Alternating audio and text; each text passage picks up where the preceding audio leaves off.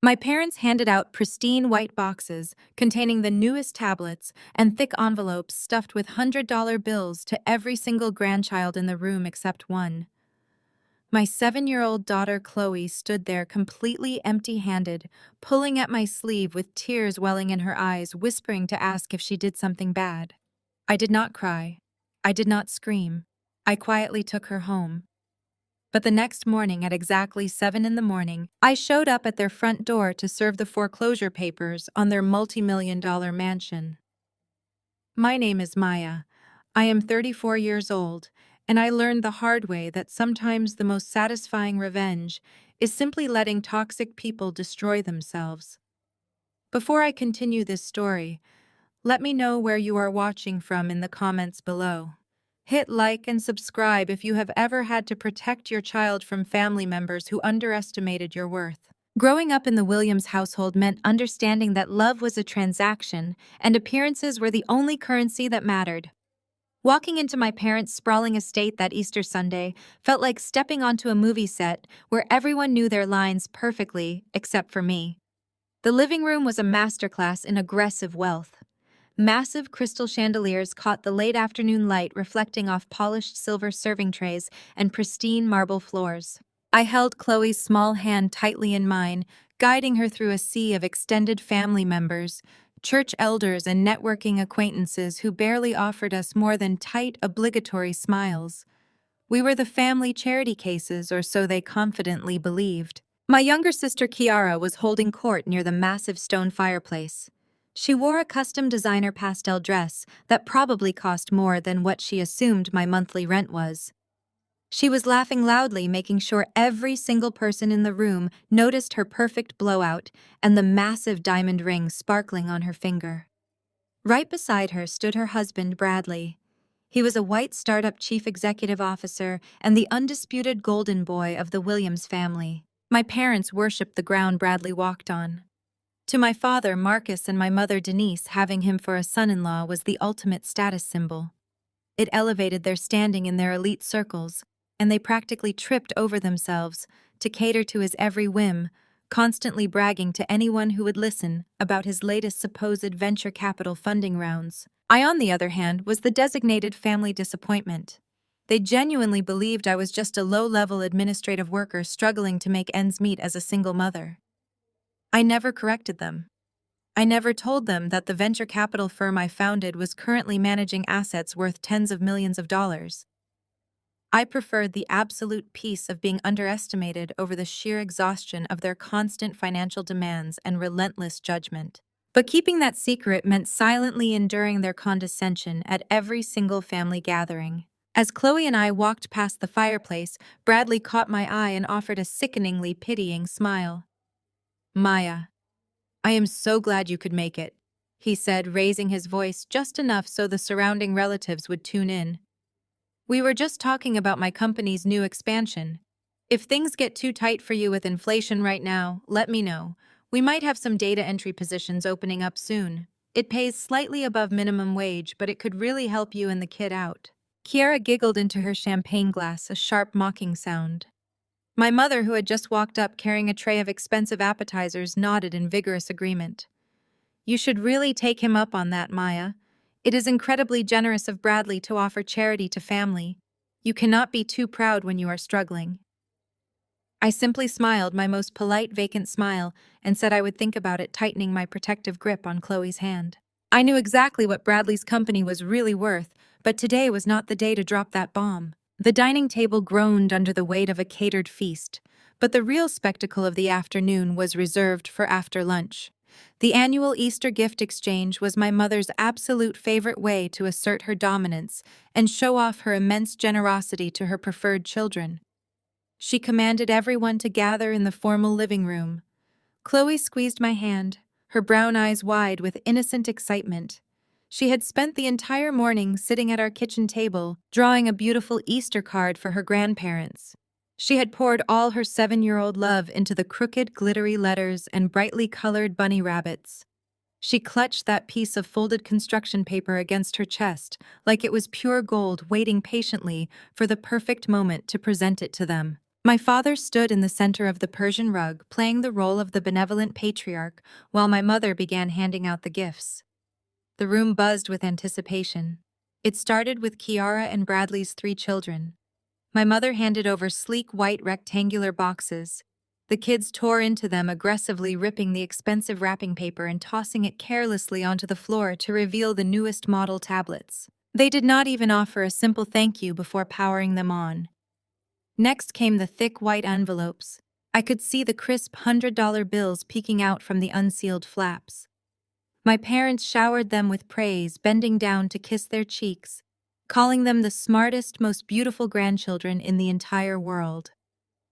The room echoed with polite applause from the extended family, validating my parents' grand display of wealth and success. Chloe stood patiently at the very edge of the rug. She shifted her weight from foot to foot, her eyes tracking my mother's every movement, waiting for her name to be called. I watched my mother pick up a gift bag and walk right past my daughter to hand it to a second cousin twice removed. I watched my father look directly at Chloe, make brief eye contact with her hopeful face, and then purposefully turn his back to pour himself a glass of bourbon from the bar cart. The exclusion was not a mistake. It was not a simple oversight in a busy, crowded room. It was a calculated, deliberate act of emotional cruelty meant to put me in my place and remind me of my lowly status in their hierarchy. The room buzzed with loud conversations and the sounds of Kiara's children fighting loudly over their new electronics. The gift-giving was officially over. My mother dusted off her hands and announced that dessert would be served shortly in the dining room. There was no box for Chloe. There was no envelope of cash. There was not even a cheap plastic egg filled with jelly beans. I looked down at my daughter. Her small shoulders slumped forward, and the hand holding the glittery handmade card dropped heavily to her side. Her bottom lip trembled as her young mind processed what had just happened in front of a room full of people. She did not throw a tantrum like Kiara's kids would have done. She did not demand attention or cry out for a gift. Instead, she looked up at me, her big brown eyes swimming with unshed tears that broke my heart into a million pieces. She gave my sleeve a gentle, hesitant tug and whispered the words that would ultimately seal my family's fate. "Mama, did I do something bad?" In that exact moment, the last remaining thread of loyalty I had for the Williams family snapped clean in two. I looked at the people who were supposed to love us unconditionally, laughing and drinking, completely unbothered by the fact that they had just crushed a little girl's spirit. I realized then that trying to earn their respect was a fool's errand. They did not deserve my daughter, and they certainly did not deserve the protection my silence had afforded them. I crouched down until I was exactly eye level with my daughter. I took her face in my hands, making sure she was looking directly at me, and not at the room full of adults who had just failed her so miserably. "You are perfect," I said, keeping my voice incredibly steady so she would not hear the absolute rage boiling in my veins. "You did absolutely nothing wrong, my sweet girl. Some people are just too poor in their hearts to appreciate something as beautiful as your card." I took the glittery construction paper from her trembling fingers and tucked it safely into my purse like a sacred relic. Then I stood up, squared my shoulders, and smoothed down my dress. Kiara had been watching us from her spot by the fireplace. Seeing me comfort my child apparently offended her delicate sensibilities. She strutted over her expensive heels, clicking loudly against the marble floor, swirling the champagne in her crystal glass. She wore a smug, self-satisfied smirk that I had seen 1,000 times before. "Oh, please do not start the waterworks." Maya Kiara sighed loudly, ensuring the entire room was listening. "Do not act so bitter. Just because you are struggling and cannot afford to buy nice gifts for mom and dad like Bradley and I can, does not mean you have to ruin the holiday mood for the rest of us. It is just a gift exchange. Teach your kid not to be so entitled." Bradley wrapped an arm around Kiara's waist, nodding in agreement. "She is right, Maya. Kids need to learn that they do not get a trophy just for existing. It builds character." My father Marcus cleared his throat from across the room. "We already do enough for you, Maya. Do not make this about you. We wanted to reward the grandchildren who are actually learning the value of hard work and success." My mother Denise stepped forward, adjusting her heavy diamond necklace. If you worked a little harder instead of settling for that dead-end administrative job, maybe you could afford to spoil your daughter too. Do not project your financial insecurities onto our family celebration. 10 years ago, 5 years ago, or even yesterday, I would have fought back. I would have raised my voice, defended my work ethic, and tried desperately to make them see my worth.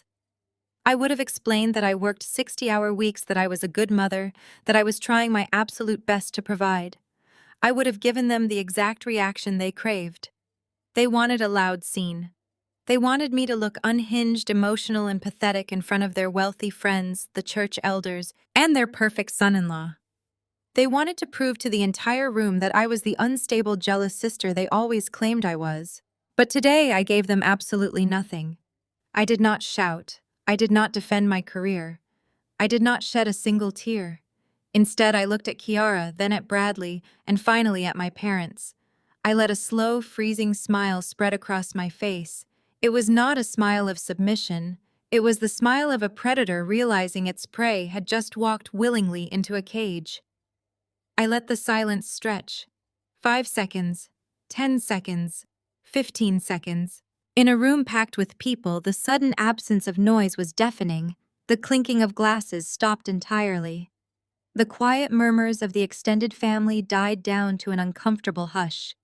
The absolute stillness forced everyone to focus entirely on the space between us. My silence was a mirror holding up their cruelty for everyone to see, and they did not like the reflection staring back at them. My father shifted uncomfortably, his confident posture breaking as he reached up to adjust his collar. My mother's triumphant smirk faltered quickly, replaced by a nervous, confused frown. They had anticipated a screaming match, a tearful exit, or a pathetic plea for their acceptance. My total lack of emotional response terrified them. It stripped them of their power.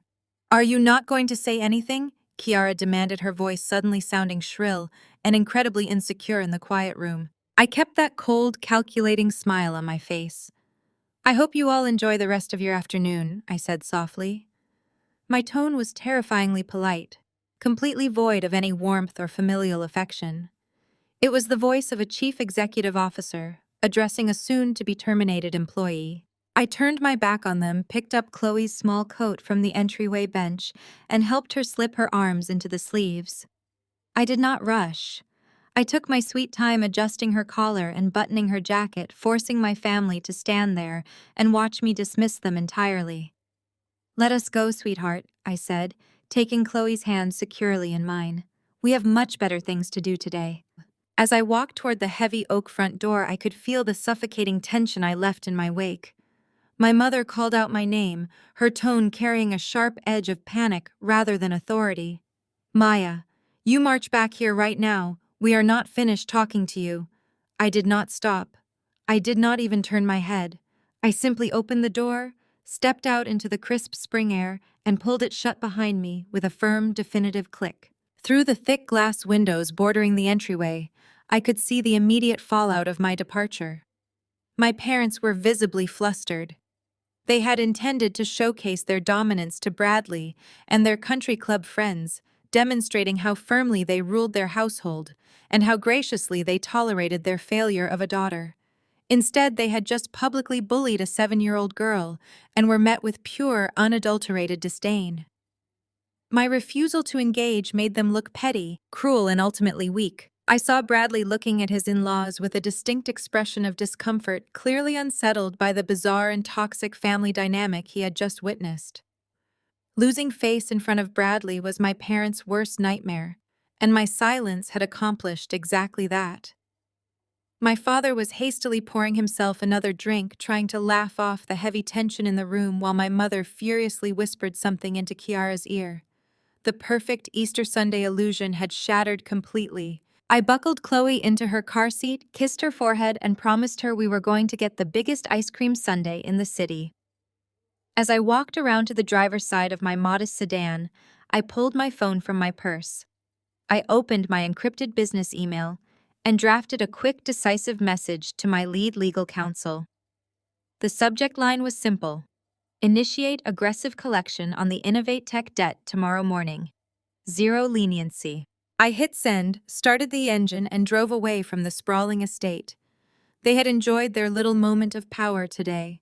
But tomorrow, at exactly 7 in the morning, their entire world was going to collapse. The crisp morning air bit at my cheeks as I pulled my car into the sprawling circular driveway of my parents' estate. The dashboard clock glowed bright white, displaying exactly 6:55 in the morning. The neighborhood was dead silent, enveloped in that thick, expensive quiet that only gated communities possess. There were no children playing no lawnmowers, humming just the pristine, manicured silence of people who believed their wealth insulated them from the real world. I turned off the ignition and stepped out of the vehicle. I had not slept a single hour yet. I had never felt more awake, more energized, or more completely in control. I smoothed down the front of my tailored charcoal suit. It was a sharp contrast to the worn-out cardigans and faded jeans they were so accustomed to seeing me wear. I retrieved the thick, heavy manila folder from the passenger seat. As I walked toward the grand entrance, my heels clicked rhythmically against the cobblestone path. I held my head high, my posture rigidly straight. With every step up those wide, sweeping concrete stairs, the old Maya, the submissive, quiet daughter who constantly absorbed their abuse, withered away and vanished. The woman ascending those steps was a creditor coming to collect a massive debt. At exactly 7 o'clock, I reached the massive mahogany front doors. I did not bother knocking gently. I pressed my thumb hard against the brass doorbell and held it there. The loud melodic chimes echoed violently through the cavernous house, ringing over and over again in a relentless, demanding loop. I knew my parents cherished their leisurely Sunday sleep-ins, especially after hosting one of their exhausting social events. I did not care. I kept my thumb pressed firmly against the button. A full minute passed before I heard the heavy thud of footsteps approaching from the other side. The deadbolt clicked loudly, and the door was yanked open. My father stood there, his face flushed red with fresh anger. He was wearing his expensive silk pajamas, his hair rumpled, his eyes narrowed into a furious glare. He opened his mouth fully prepared to unleash a tirade on whatever delivery driver or neighborhood nuisance had dared to disrupt his morning peace. When his eyes finally focused and landed on me, the angry shout died in his throat. It was immediately replaced by a look of sheer, unadulterated annoyance. "Maya," he barked, his voice thick with sleep and irritation. "What on earth is wrong with you? Do you have any idea what time it is? Have you completely lost your mind? Stop ringing that bell before you wake up Bradley and Kiara.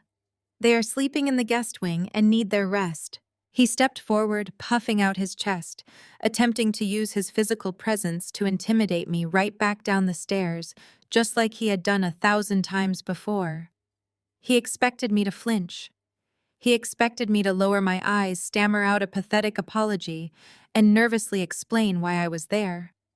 Instead, I stepped directly into his space. I did not break eye contact. I did not slow my pace. I forced him to step backward into the foyer just to avoid colliding with me. "Move," I said. The word was not a request. It was an absolute command delivered with a flat, icy authority that made him blink in shock. I brushed past him, the fabric of my suit brushing against his silk pajamas, and strode purposefully into the grand foyer. The remnants of yesterday's extravagant Easter celebration were still scattered around the room. Empty champagne flutes sat abandoned on end tables. Discarded gift boxes and torn luxury wrapping paper littered the edges of the expensive Persian rug. It looked exactly like what it was, the messy aftermath of a ridiculous performance. My father scrambled to close the front door, his bare feet slapping against the marble floor as he hurried after me. "How dare you barge into my house like this?" he hissed, trying to keep his voice down so he would not wake his precious golden child upstairs. "You made an absolute fool of yourself yesterday with your dramatic silent exit. We are not doing this today. You will turn around, march right back out that door, and you will not come back until you are ready to grovel and apologize to your mother and your sister." I stopped walking when I reached the center of the foyer, right beside the massive custom-built marble console table my mother loved to show off to her guests. I turned around slowly to face him. He was out of breath, his face contorted into a familiar mask of patriarchal rage. He pointed a shaking finger toward the door, waiting for my compliance. I lifted the thick manila folder I had been carrying.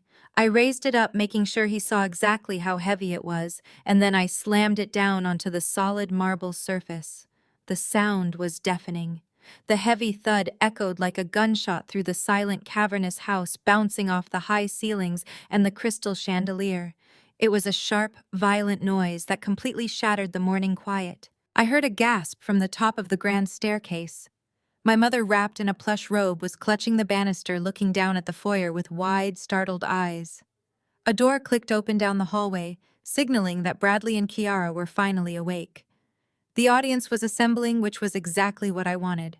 I placed my hands flat on top of the folder, leaning my weight forward, dominating the space in a house where I had always been treated like a ghost. I looked my father dead in the eyes, watching his confident, angry facade begin to crack under the weight of my absolute calm. The air in the room suddenly felt incredibly thin.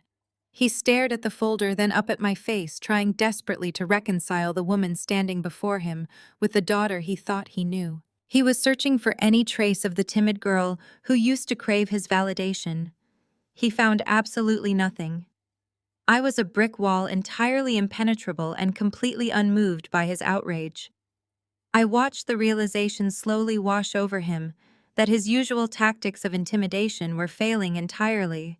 "I am not here to apologize," I said, my voice projecting clearly, so the people hovering on the stairs could hear every single syllable. "I am here to collect. Here." My mother descended the grand staircase with the speed and fury of a disturbed hornet.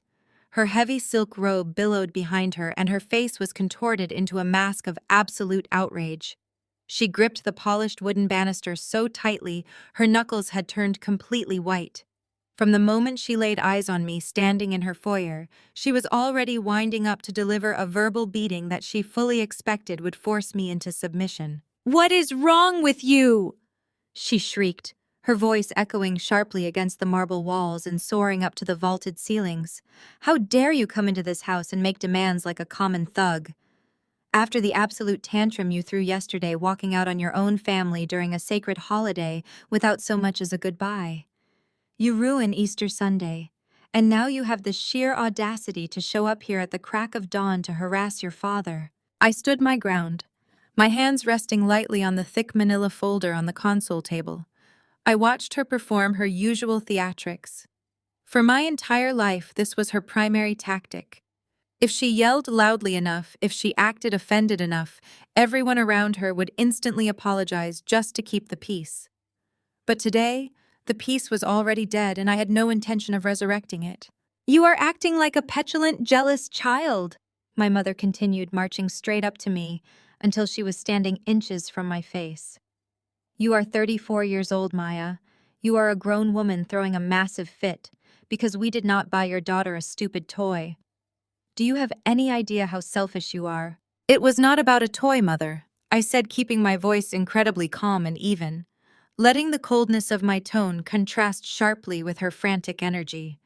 "It was about you deliberately making a 7-year-old girl feel completely invisible in front of a room full of strangers. It was about you looking right at your own granddaughter and choosing to crush her spirit just to prove a point to me." My mother waved her hand through the air dismissively, as if she were swatting away a minor annoyance. "Oh, please stop with the dramatics. Chloe is fine. She will survive not getting an expensive gadget. You are the one who is wildly insecure. You always have been. If you must know, since you are clearly too dense to understand complex adult matters, Bradley is going through a very stressful transitional period right now." She leaned in, lowering her voice just a fraction, though still projecting loudly enough for my father to hear every word. She wanted to make sure she successfully painted herself as the ultimate supportive mother to her preferred child. "Innovate Tech is expanding globally," she stated proudly, gesturing vaguely toward the upper floor where Bradley and Kiara were staying. "That requires massive capital. Bradley is a visionary, and he is dealing with temporary cash flow difficulties because he is making high-level executive decisions that someone with your limited administrative background could never possibly comprehend. Kiara has been so stressed trying to maintain their upscale household while his corporate funds are temporarily tied up in restructuring. Your father and I simply wanted to give Kiara's children a beautiful Easter to distract them from the massive pressure their parents are under. We had to prioritize them. You only have one child and you are entirely used to struggling and scraping by. Kiara is not. Kiara deserves to maintain her lifestyle. My eyes darted from my mother's self-righteous, furious face to the top of the stairs. Kiara was now standing on the landing, clutching the lapels of her own expensive designer robe, playing the perfect fragile victim. Bradley stood right behind Kiara, running a hand nervously through his hair, looking incredibly tense at the sudden mention of his corporate finances. I looked back at my mother. Difficulties. I repeated the word slowly, tasting the absolute absurdity of it on my tongue. I took a deliberate step closer to my mother, forcing her to actually tilt her head up to maintain eye contact with me. You want to stand here and talk to me about difficulties? Let us talk about the exact kind of difficulties this family considers acceptable. My mother crossed her arms over her chest, lifting her chin defiantly. I will not be lectured by you in my own home. You will listen to every single word I have to say. I snapped, my voice finally rising just enough to command absolute obedience from the room. The sudden shift in my tone made both my mother and my father physically flinch. Because when your precious Kiara started dating Bradley, she simply had to go to France with him for the summer. Bradley came from a wealthy family, and Kiara needed to prove that the Williams family was just as elite. But you and Dad had just blown all of your liquid cash on renewing your luxury country club membership to impress your friends. I saw Kiara shift uncomfortably on the stairs, but I did not break eye contact with my mother. Do you remember my sophomore year of college? I asked, my voice dropping back to a lethal whisper. Because I remember it vividly. I was working 2 part-time jobs just to afford my textbooks, my groceries, and my share of rent in a tiny freezing apartment. I had that beat-up, rusted Honda Civic that I bought with my own money from waitressing double shifts at a diner. It was my only lifeline. It was the only way I could get from my campus on one side of the city to my night shift on the other. We are not talking about ancient history, Maya, my mother hissed, trying to deflect. She knew exactly where this was going, and she hated being exposed. We are talking about exactly that, I shot back, taking another step forward. So what did you do, Mother? You cornered me in my cramped apartment. You demanded that I sell my car and give the cash directly to Kiara so she could afford designer luggage and first-class plane tickets to Paris. You said it was an emergency. You said Bradley needed to see that Kiara was cultured and wealthy, or else he might leave her. My father looked away suddenly, finding the marble tiles beneath his feet incredibly interesting. When I refused, I continued, the memories burning hot in my chest, but my delivery remaining ice cold. When I told you I desperately needed that car to survive and keep my jobs so I would not get evicted, what did you say to me? My mother pressed her lips tightly together, refusing to answer. I will tell you what you said, I announced to the silent foyer. You told me that if I did not sacrifice my only mode of transportation for the family's reputation, you would instantly cut off my health insurance and officially disown me. I had severe asthma, and you knew I could not afford my inhalers without that insurance. You said my minimum wage jobs were meaningless anyway, because I was never going to amount to anything more than a glorified secretary. You forced a 20-year-old college student to sell her only lifeline so your golden child could drink champagne under the Eiffel Tower and impress a boy. The silence in the house was so thick it felt suffocating. I did not let them breathe. I pressed the advantage, pouring every ounce of the pain they had caused me into my words. I spent that entire winter waking up at 4 in the morning to catch 2 different public buses in the freezing rain and snow. I walked miles in the dark just to get to work. I failed my morning classes because I could not physically make it to campus on time after working until 2 in the morning. I ate ramen noodles and skipped meals for months, while Kiara sent us daily photo updates of her eating escargot and shopping at luxury boutiques with the money you stole from me. You sacrificed my health, my education, and my safety to fund a romantic European vacation. I pointed a finger directly at my mother's chest, stopping just an inch away from her silk robe. So do not stand there in your custom silk robe and lecture me about Bradley's cash flow difficulties. Do not dare look me in the eye and tell me that I am supposed to accept you emotionally abusing my 7-year-old daughter because your favorite son-in-law is bad at managing his startup budget. You have always prioritized their luxury over my basic survival. You have always treated my pain as the acceptable price for their happiness. My mother opened her mouth to speak, but her usual sharp retorts had completely abandoned her. Her eyes darted wildly around the foyer, searching for an excuse, a justification, or a way to turn the narrative back in her favor. She looked up at Kiara, hoping her golden child would jump to her defense, but Kiara was gripping the banister, looking pale and completely exposed. "You think you are protecting them by treating me like garbage?" I said, finally stepping back and letting my hand rest once again on the thick manila folder on the table. "But the truth is, you are just proving what I have known for years. You are not a mother. You are an investor, and you put all of your money into a failing asset." The heavy silence that followed my words was finally broken by the slow, deliberate padding of expensive suede slippers descending the grand staircase. I did not move my body. I simply shifted my gaze upward, looking over my own shoulder to watch the descent. Bradley was making his grand entrance. He walked down the sweeping curve of the stairs with the unhurried, arrogant cadence of a man who firmly believed he owned not just the house, but the very air we were all breathing. He wore tailored linen lounge pants and a crisp, perfectly fitted Henley shirt that screamed effortless casual wealth. One hand rested in his pocket while the other was draped protectively over Kiara's shoulder. Kiara clung to his side like a fragile, distressed damsel. She had seemingly recovered from the shock of my verbal assault on our mother and had immediately sought refuge behind her husband's perceived power. Her chin was tilted upward again, and that familiar, insufferable smirk had crept back onto her perfectly contoured face.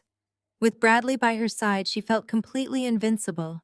My parents physically sagged with relief at the sight of him.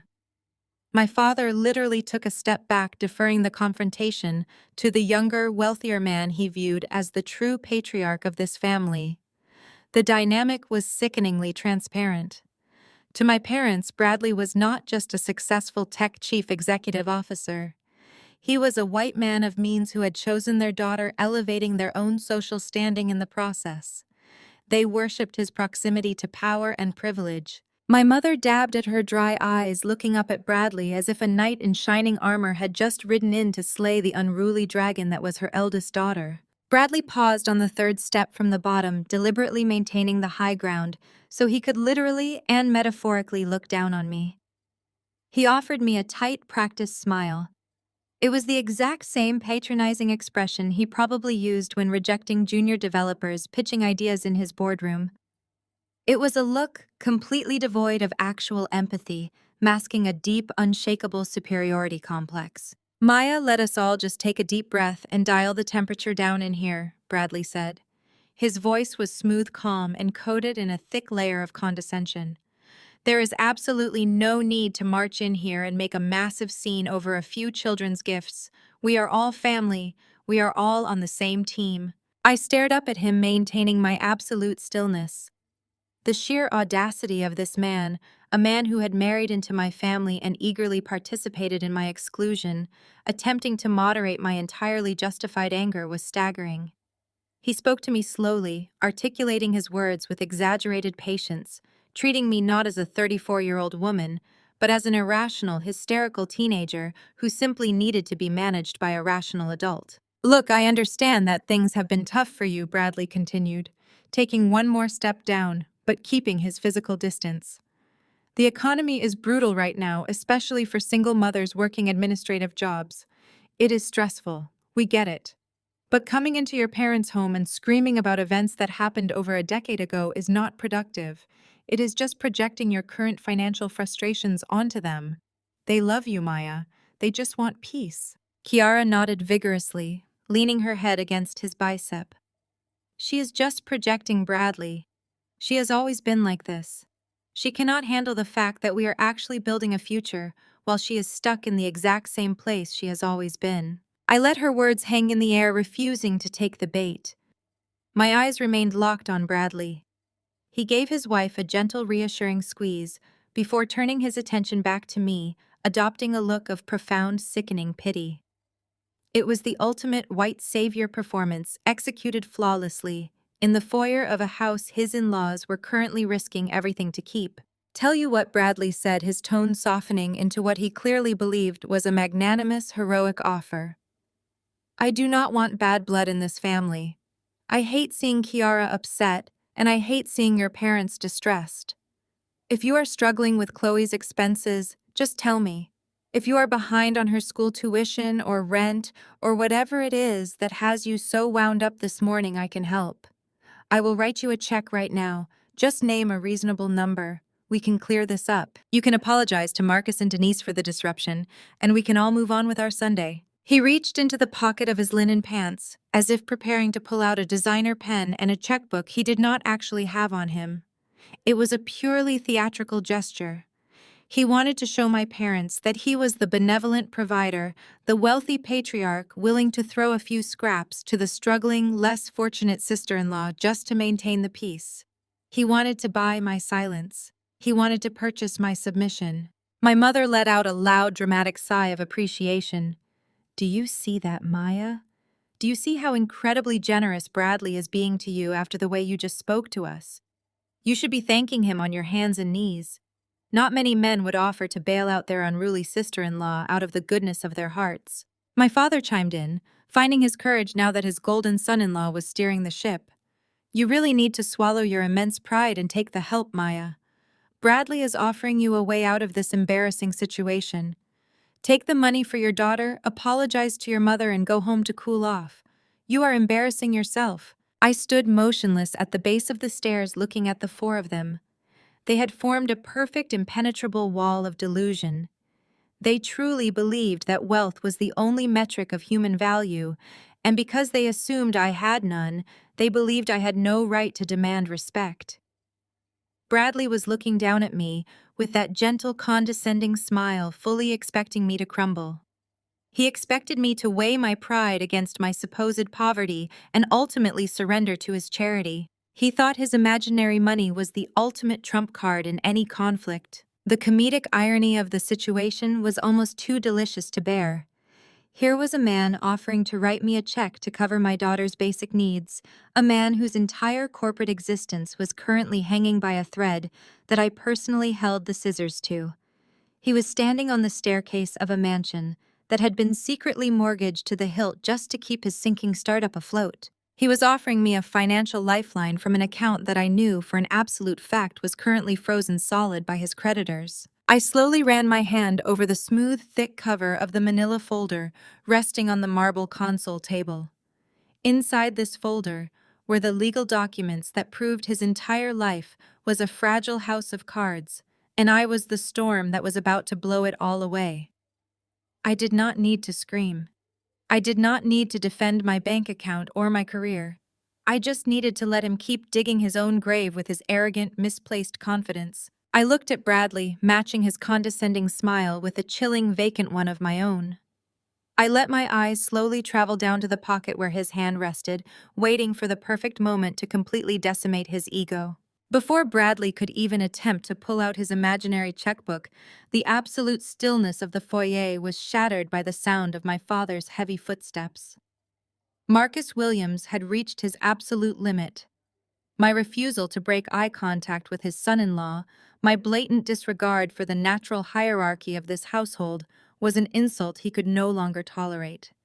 He marched across the marble floor, completely closing the physical distance between us, until he was standing barely an inch from my face. I stood perfectly still in the dead center of the grand entryway. The spatial dynamic of the room suddenly shifted, closing in on me from every possible angle. If a camera were circling us right now, it would capture a masterclass in psychological isolation. To my direct front stood my father, his chest heaving with suppressed rage, his jaw clenched so tightly the muscles trembled. To my right stood my mother, her arms crossed firmly over her chest, her eyes narrowed in absolute disgust. To my left, elevated on the sweeping staircase, Bradley and Kiara hovered like royalty, observing a peasant uprising. I was entirely boxed in, surrounded by a unified front of people who shared my blood or my last name, but possessed absolutely zero loyalty to my well-being.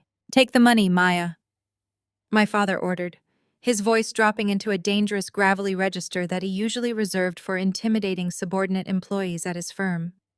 "You will take the generous help that this man is offering you. You will express your profound gratitude, and then you will pack up your things and leave this property." I did not flinch. I kept my breathing slow and measured, refusing to give him the satisfaction of seeing me intimidated. My father raised his hand, pointing a thick, shaking finger directly between my eyes. "You have come into my home on a sacred holiday weekend and done nothing but spread your miserable, toxic energy. You are standing in the presence of a man who is actively building an empire, a man who provides an exceptional life for your sister. And instead of showing respect, you show nothing but bitter, unchecked envy. The Williams family does not tolerate a daughter who is a failure, selfish, and jealous like you." The words echoed off the high ceilings, ringing with a harsh, brutal finality. A failure, selfish, jealous. For my entire life, those specific words had been the primary weapons my parents used to keep me compliant. Whenever I pursued a passion they deemed unprofitable, I was a failure. Whenever I asked for basic emotional support, I was selfish. Whenever I rightfully pointed out their blatant favoritism toward Kiara, I was jealous. They had conditioned me to shrink away from those labels, to apologize, to bend over backward, trying to prove them wrong. But right now, standing in the center of their aggressive, coordinated attack, those words lost absolutely all of their power. They sounded hollow, empty, and incredibly desperate. "You are a 34-year-old woman who still cannot provide a decent holiday for her own child," my father continued ruthlessly, digging into what he assumed was my deepest vulnerability. "You think you are taking some sort of moral high ground by standing here glaring at us, but you are just proving how utterly incompetent you are. Bradley is offering you a lifeline. He is offering to fix your mistakes out of the goodness of his heart. A real mother would swallow her pathetic pride and take the check so her daughter does not have to suffer for her failures." That was the exact moment the final lock clicked into place inside my mind. He was using Chloe against me. He was weaponizing my love for my daughter to justify his own cruelty. My mother chimed in from the sidelines, eager to reinforce my father's attack. "Your father is entirely right, Maya. You are acting like a complete martyr, and it is honestly exhausting to watch. We have built a legacy in this community. We have a reputation to maintain. We cannot have you showing up looking like a complete disaster and creating chaos simply because your own life has not turned out the way you wanted it to. You need to accept your position in this family." My position. That was the core of the issue. In their perfectly curated world, everyone had a designated role. Marcus was the wealthy, respected patriarch. Denise was the flawless, supportive matriarch. Kiara was the beautiful, successful golden child. Bradley was the brilliant, wealthy savior who validated their social climbing ambitions. And I was the designated loser. I was the dark background they used to make their own stars shine brighter. My sole purpose was to fail to struggle and to occasionally receive their condescending charity so they could feel benevolent. By standing here completely unbothered and refusing to play the victim, I was disrupting the entire ecosystem of their household. Bradley sighed heavily from his perch on the stairs, shaking his head with a look of manufactured sorrow. "I was just trying to help Marcus. I hate seeing families fight over financial stress. It is why I work so hard, so Kiara never has to feel this kind of desperation." My father looked up at Bradley with an expression of pure, unadulterated reverence. "I know, son. We appreciate you more than you know. You are the exact kind of man I always hoped my daughters would marry." He turned his attention back to me, and the warmth in his eyes instantly vanished, replaced by a cold, hard disdain. "You are going to apologize to Bradley right now," my father demanded, stepping even closer, trying to use his height to force me to look up at him. "You are going to thank him for being gracious enough to overlook your ridiculous behavior. Then you are going to take whatever money he is willing to give you, and you are going to walk out that door. If you refuse, if you continue to stand here and disrespect this family, you are done. We will cut you off completely. Do not call us when you get evicted. Do not call us when you cannot afford groceries. You will be entirely on your own, and you will have absolutely no one to blame but your own bitter jealousy. I looked around the room one last time. I absorbed the full reality of my total isolation. There was not a single person in this grand, opulent space who viewed me as a human being worthy of basic dignity. They had stripped away every pretense of familial love. They had laid all their cards on the table, confidently betting that my fear of being abandoned would force me to fold. They were all waiting for my response. They were waiting for my shoulders to slump. They were waiting for the tears to finally spill over, for my voice to crack, for me to whisper a defeated apology, and extend a trembling hand to accept Bradley's imaginary charity. I did not break. I did not bend. I stood perfectly straight, grounded by a profound sense of liberation. The worst thing they could possibly do to me was reject me, and they had just done it completely and unapologetically. There was nothing left to fear. The absolute worst had already happened, and I was still standing. I was still breathing. I was still the smartest, most powerful person in the room, and they simply did not know it yet. I let out a slow, steady breath. I looked my father directly in the eyes, matching his furious glare with an expression of absolute terrifying calm. I was done letting them dictate the rules of engagement. I was done letting them project their own monumental insecurities onto me. The time for silent endurance was officially over. It was time to start dismantling their perfect illusion brick by expensive brick. I slowly reached my hand out, extending it toward Bradley, who immediately flashed a triumphant, knowing smile. He thought he had won. He thought I was reaching for the check.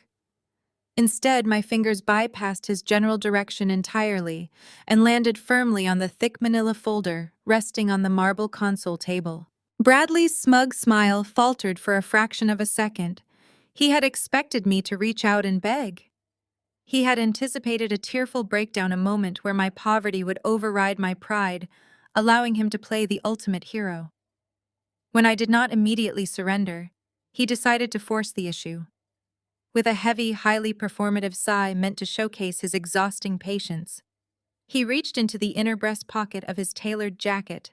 He pulled out a slim, custom leather checkbook and an expensive silver fountain pen. The scratching of this pen against the paper seemed unnaturally loud in the quiet foyer.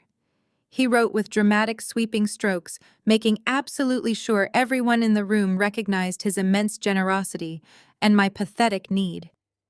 My father visibly relaxed, his tense shoulders dropping as he watched the wealthy son-in-law handle his messy, impoverished daughter. My mother clasped her hands together in front of her chest, beaming up at Bradley with absolute adoration. To them, this was the perfect resolution. The wealthy man buys the problem away and the hierarchy remains perfectly intact. Bradley ripped the check from the booklet with a sharp, satisfying snap. He held it out toward me, pinching the corner of the crisp paper between his index finger and thumb. "Take it, Maya," he said, his voice dripping with artificial saccharine sympathy. "Buy Chloe something nice. Pay off your little credit cards. Just take the money, apologize to your parents, and let us all have a peaceful Sunday." I removed my hand from the thick manila folder. I slowly extended my arm and took the check from his grasp. A collective breath of relief swept through the room. Kiara smirked from her spot on the stairs, clearly satisfied that I had been bought and successfully put back in my place.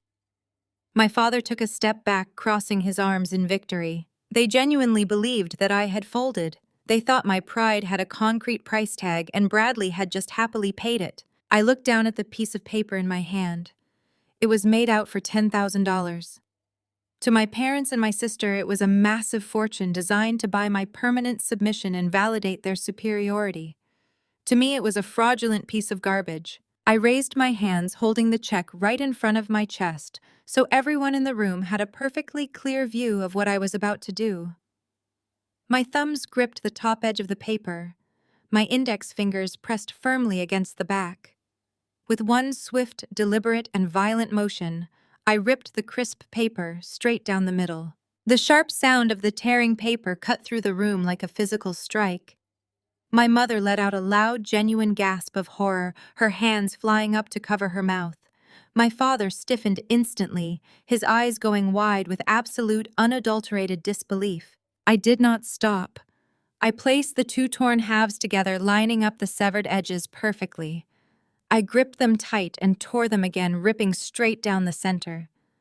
I reduced Bradley's grand, benevolent $10,000 gesture into four jagged, utterly useless pieces of trash. I opened my hands and let the pieces flutter slowly down through the air. I watched them drift and land scattered carelessly across the intricate patterns of my mother's expensive Persian rug. Nobody moved. Nobody breathed. The sheer audacity of destroying a $10,000 check in front of people who worshipped money completely short-circuited their brains. They were paralyzed by the unthinkable disrespect. It defied every single rule of the shallow universe they inhabited. I stepped right past my father, ignoring his shocked presence entirely. I closed the physical distance between myself and the bottom of the staircase until I was looking directly up into Bradley's stunned, paling face. The smug, condescending smile had completely vanished from his features, replaced by a tight, nervous grimace. I locked my eyes onto his. I did not blink. I did not waver. I let the full weight of my absolute authority bear down on him. "Which account are you planning to withdraw from Bradley?" I asked. My voice was no longer a quiet whisper. It was sharp, clear, and ringing with terrifying certainty, cutting through the dead silence of the foyer. "Your personal account that is already empty, or Innovate Tech's corporate account." I watched the exact moment his heart dropped into his stomach. The blood drained entirely from his face in a matter of seconds, leaving his skin a sickly ashen gray. His jaw slackened and his eyes darted frantically left and right, as if searching the grand foyer for a way out of a trap that had just snapped shut around his ankles. He swallowed hard, his Adam's apple bobbing nervously in his throat. He tried to maintain his composed posture, but his hands instinctively twitched at his sides. "What are you talking about?" Kiara demanded, stepping down one stair to stand slightly in front of her husband, acting as a human shield. Her voice was shrill, panicked, and fiercely defensive. "Are you completely insane? You just tore up $10,000. Bradley is worth millions. You are just a bitter, crazy woman making up desperate lies because you are broke and jealous." I did not look at my sister. I kept my gaze pinned entirely on Bradley, watching him sweat under the intense scrutiny. He tried to laugh, but the sound came out wet, choked, and incredibly forced. "I have absolutely no idea what you are rambling about, Maya." Bradley stammered, his voice completely lacking any of its previous smooth confidence. "You are clearly having some kind of severe mental breakdown. My accounts are perfectly fine. My company is thriving globally. You are just throwing out business buzzwords trying to sound smart and intimidate us." "You are sweating, Bradley," I stated calmly, pointing out his physical reaction to the entire room. "If my words are just the crazy ramblings of a bitter, broke single mother, why are your hands shaking right now? Why did you just lose all the color in your face the second I mentioned your corporate accounts?" My father stepped forward, trying desperately to regain control of his hijacked house. "Maya, that is enough. I will not have you interrogating this man in my foyer. You have crossed every single line today. You tore up his charity, and now you are making wild, baseless accusations about his corporate finances. You are completely out of your mind." I did not break eye contact with my brother-in-law. I knew exactly what I was doing, and Bradley knew it too. He was terrified. He was looking at a woman he had spent years treating like a peasant, suddenly realizing she possessed the exact coordinates to his darkest, most closely guarded financial secrets. He was a fraud. He was a man drowning in a sea of hidden debt, desperately pretending to be a billionaire tech mogul just to impress a family of shallow social climbers. "You can lie to my parents, Bradley."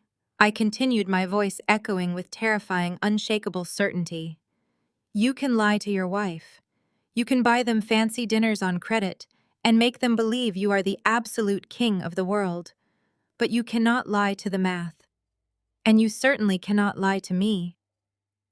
I know exactly what is sitting in your personal checking account right now, and I know exactly what kind of illegal shell game you have been playing with your corporate funds just to keep up these ridiculous appearances." I let the brutal truth hang heavy in the air, watching him suffocate under the weight of his own massive deception. The battle had definitively shifted. I was no longer the victim defending my worth against their judgment. I was the executioner, and I was just getting started. I reached out and placed my hand flat against the heavy manila folder resting on the marble console table. I flipped the thick cover open.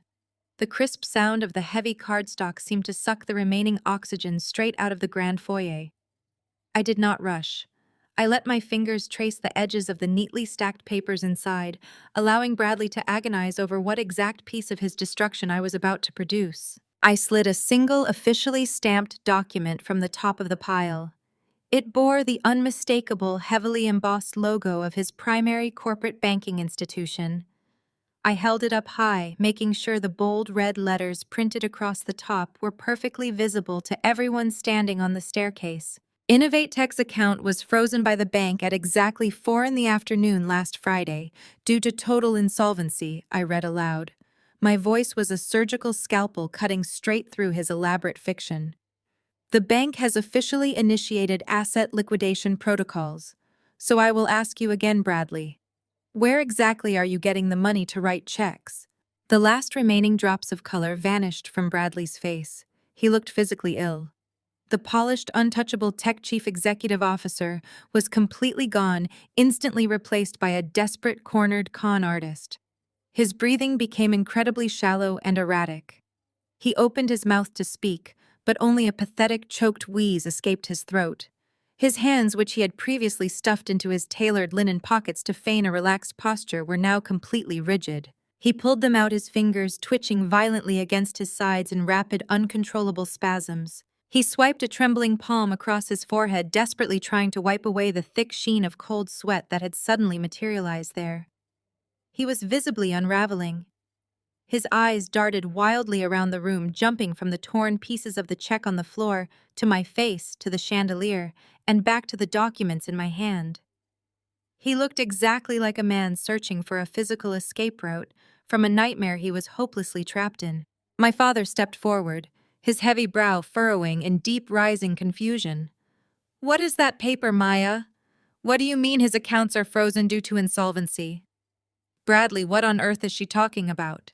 "It is a simple clerical error," Bradley stammered, his voice cracked mid-sentence, entirely losing its deep, resonant authority.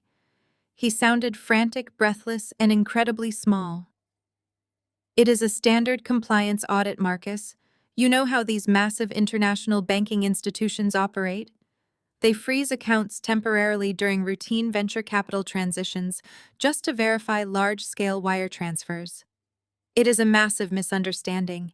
It means absolutely nothing." "A standard compliance audit," I repeated, letting out a sharp, joyless laugh that echoed off the high ceilings. "Is that the pathetic fairy tale you are currently selling to your board of directors too? Or did you forget to mention that the Department of Labor is also investigating you for 3 months of unpaid employee payroll?" I pulled another sheet of paper from the folder and tossed it onto the console table. "Because this compliance audit looks remarkably like a final eviction notice for your corporate headquarters in Silicon Valley.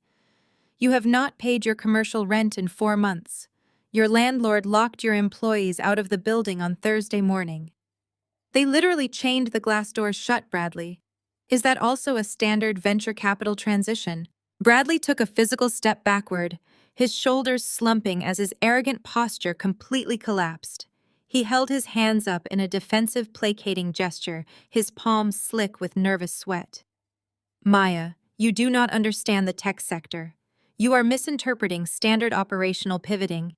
We are engaging in an aggressive corporate restructuring phase. We are simply liquidating unnecessary physical assets to maximize our digital footprint and transition into a fully remote infrastructure. It is just a strategic liquidity bridge." "A strategic liquidity bridge," I echoed, shaking my head in pure disgust at his endless supply of corporate garbage. "You are broke, Bradley.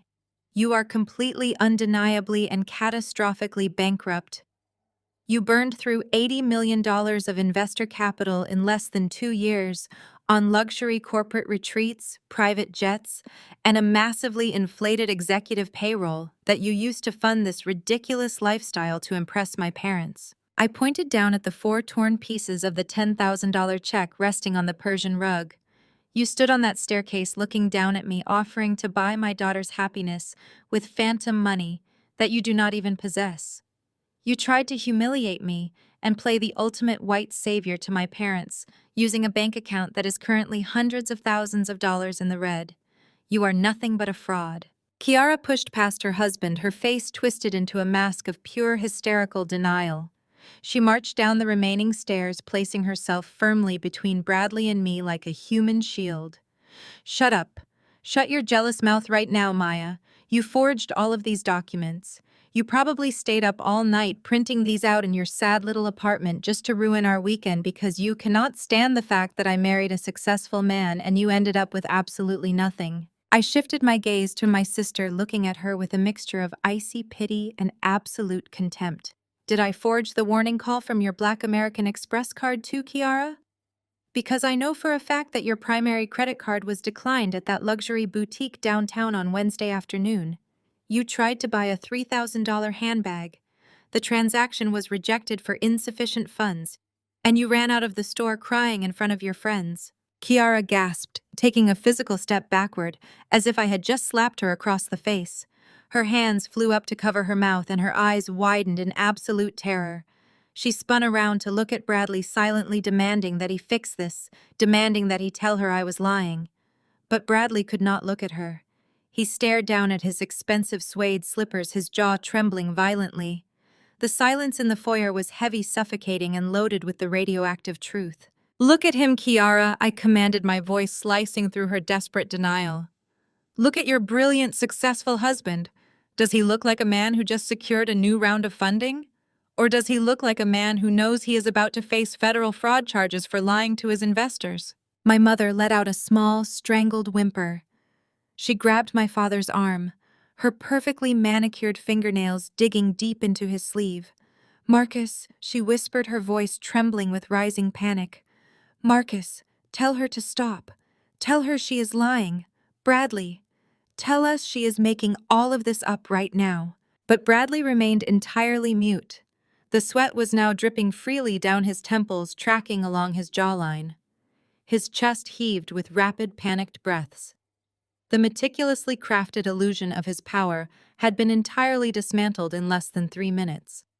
I watched the total collapse of his superiority with cold, clinical satisfaction. He had tried to buy my dignity with a worthless piece of paper. Now he was paying the ultimate price. The deafening silence broke with a sudden, violent shriek. Kiara lunged forward, moving so frantically that her expensive silk robe snapped sharply around her ankles. She closed the distance between us in a fraction of a second, snatching the official bank document right off the marble console table before I even had a chance to pull my hand away. The sudden chaotic movement shattered the frozen tableau in the grand foyer, instantly transforming the space from a quiet execution chamber into a loud, frantic theater of absolute denial. Kiara gripped the crisp paper with both hands, bringing it inches from her face. Her eyes darted wildly back and forth across the printed text, scanning the red ink and the bold, undeniable statements regarding Innovate Tech and its frozen assets. I watched the cognitive dissonance physically register on her features. She was reading the truth, but her brain absolutely refused to process the reality of it. To accept that document as real meant accepting that her entire luxury lifestyle, her perfect marriage, and her elevated social status were nothing but a massive, humiliating lie. And Kiara was entirely incapable of doing that. "This is fake!" Kiara screamed at the top of her lungs, her voice cracking with pure hysteria. She threw her head back, her perfectly styled hair flying wildly over her shoulders. "This is a complete and utter forgery. You printed this yourself, Maya. You typed this up on your cheap little laptop in your sad, cramped apartment because you are a sick, twisted, jealous monster." She began waving the paper frantically in the air, turning toward our parents like a prosecutor presenting evidence to a jury. "Look at this, Mom. Look at what she did. She went out of her way to forge corporate bank documents just to ruin my Easter weekend. She is completely unhinged. She hates the fact that I married a brilliant, successful man while she is stuck scraping pennies together to feed her kid. She wants to drag us all down into her miserable, pathetic reality." My mother did not need any further convincing. The opportunity to turn me back into the villain was a lifeline she grabbed with both hands. Denise rushed across the foyer, her expensive slippers slapping against the floor, and immediately wrapped her arms protectively around Kiara's shoulders. She pulled her golden child close, glaring at me with a look of such profound venomous hatred that it would have shattered me a decade ago. You have crossed the line from being a bitter disappointment into being an actual sociopath, Maya. My mother hissed, her voice trembling with manufactured outrage. To orchestrate a forgery just to sabotage a man who has shown you nothing but kindness. Bradley stood on those very stairs and offered you $10,000 to help your struggling daughter, and you repay him by fabricating disgusting financial rumors. You are severely mentally ill. You need to be institutionalized. She reached one hand out toward her son-in-law, who was still standing completely frozen on the bottom step, staring blankly at the floor. Bradley, sweetheart, do not even listen to a single word she says. My mother cooed, her tone shifting instantly from vicious to sickeningly sweet. We know she is disturbed. We know she is just projecting her own massive failures onto your incredible success. You have absolutely nothing to prove to someone like her. My father Marcus was quick to join the defensive perimeter. The brief moment of doubt I had seen in his eyes when I slammed the folder down was entirely gone, completely replaced by his usual authoritarian bluster. It was infinitely easier for him to believe that his eldest daughter was a pathological liar than to accept that he had been completely duped by a smooth-talking fraud. He puffed out his chest, stepping forward to block my view of Bradley, inserting his large frame between me and his prized son-in-law. "I am calling the police!" my father bellowed, pointing a thick finger directly at my face. "What you are doing right now is criminal harassment, Maya. You are defaming a highly respected tech executive in his own home. You know absolutely nothing about the corporate world. You do not understand venture capital. You do not understand asset management. And you certainly do not understand men like Bradley. You are an administrative nobody who dropped out of the family standard a long time ago. How dare you waltz in here and pretend you have access to highly classified banking information?" Kiara ripped the bank document in half, then into quarters, mimicking exactly what I had done to Bradley's worthless check. She threw the shredded pieces of paper directly at my chest. They fluttered down to join the remnants of the check on the Persian rug. "You have always hated me," Kiara sobbed, forcing large crocodile tears to spill over her cheeks as she buried her face in our mother's shoulder. "You have hated me since the day I got my acceptance letter to a real university while you were struggling to keep your head above water. You cannot stand that my husband is a visionary who provides me with a beautiful life. You probably scrounged together your last few paychecks to hire some cheap hacker to make these fake documents just to humiliate us. You are a terrible sister, and an even worse example for your poor daughter." The synchronized attack was a masterclass in narcissistic family dynamics. They were building a shared, impenetrable delusion right in front of my eyes. They were taking all of the hard, undeniable evidence I had just presented and aggressively warping it to fit their preferred narrative.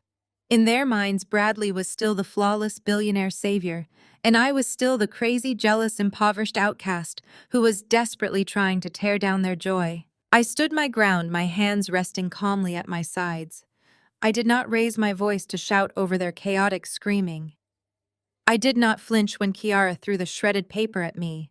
I simply let them exhaust themselves watching their frantic, desperate performance with absolute chilling detachment.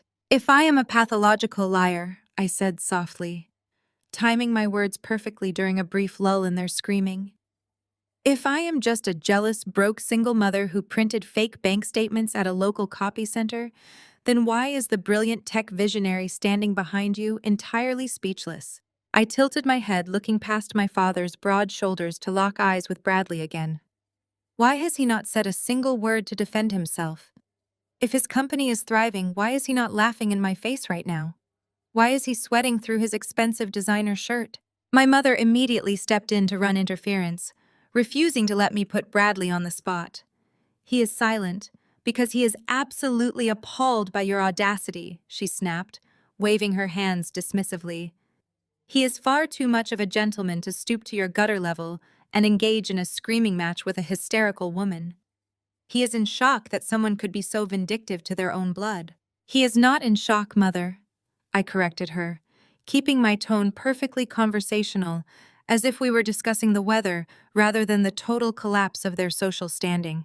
He is calculating. He is trying to figure out exactly how much time he has left to pack his bags and flee the state before the federal investigators freeze his personal passport. That is it! You are leaving this house immediately! My father roared, his face turning a dangerous shade of crimson. I will not stand here and listen to you hurl these disgusting, baseless lies at a man who has brought nothing but honor and prestige to the Williams name. You are a jealous, bitter dropout. You have brought nothing but shame to this family since the day you decided you were too good for our advice. You are entirely dead to us, Maya. You hear me. I never want to see your face in this neighborhood again. Kiara peeked out from her mother's embrace, her tear-stained face twisting into a nasty, triumphant sneer. You heard him, Maya. Get out. Go back to your sad little life and your sad little job, and do not ever come near my husband or my children again. You are a complete and total failure, and nobody here believes a single word that comes out of your mouth.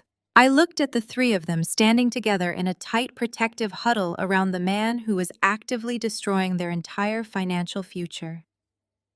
They were so blinded by their desperate need for status, so addicted to the illusion of Bradley's wealth, that they were willing to aggressively defend the very person who had just pushed them off a financial cliff. They thought they were winning the argument. They thought they had successfully crushed my rebellion by shutting me down and labeling me a liar. They had absolutely no idea that I possessed an entire folder full of authentic, legally binding documents. They did not know that the paper Kiara had just ripped to shreds was merely a photocopy, and that the real trap had not even been fully sprung yet. I let them hurl their final insults. I let them savor their hollow, pathetic victory. I was simply waiting for the perfect moment for my father to make his fatal, irreversible mistake. The air in the grand foyer was thick with their misplaced triumph. My father stood tall, his chest puffed out under his silk pajamas, fully believing he had just delivered the ultimate killing blow to my credibility. He looked at me not as a daughter, but as a defeated enemy who had foolishly tried to breach his fortress. He wanted absolute destruction. It was not enough for him to simply call me a liar and order me off his property. Marcus Williams was a man ruled entirely by his fragile ego and his desperate need for social supremacy. He needed to prove beyond a shadow of a doubt that he was the smartest, wealthiest, and most powerful man in any room. He needed to crush my narrative with what he believed was an undeniable, insurmountable financial truth. You come in here talking about frozen accounts and unpaid rent, my father sneered, taking another aggressive step forward. The marble floor seemed to echo with the heavy weight of his arrogance. You throw around terms like insolvency because you read a business article online and think you suddenly understand how high-level corporate finance works. You understand absolutely nothing, Maya. You are completely out of your depth. I maintained my silence. I kept my posture relaxed and my expression entirely unreadable.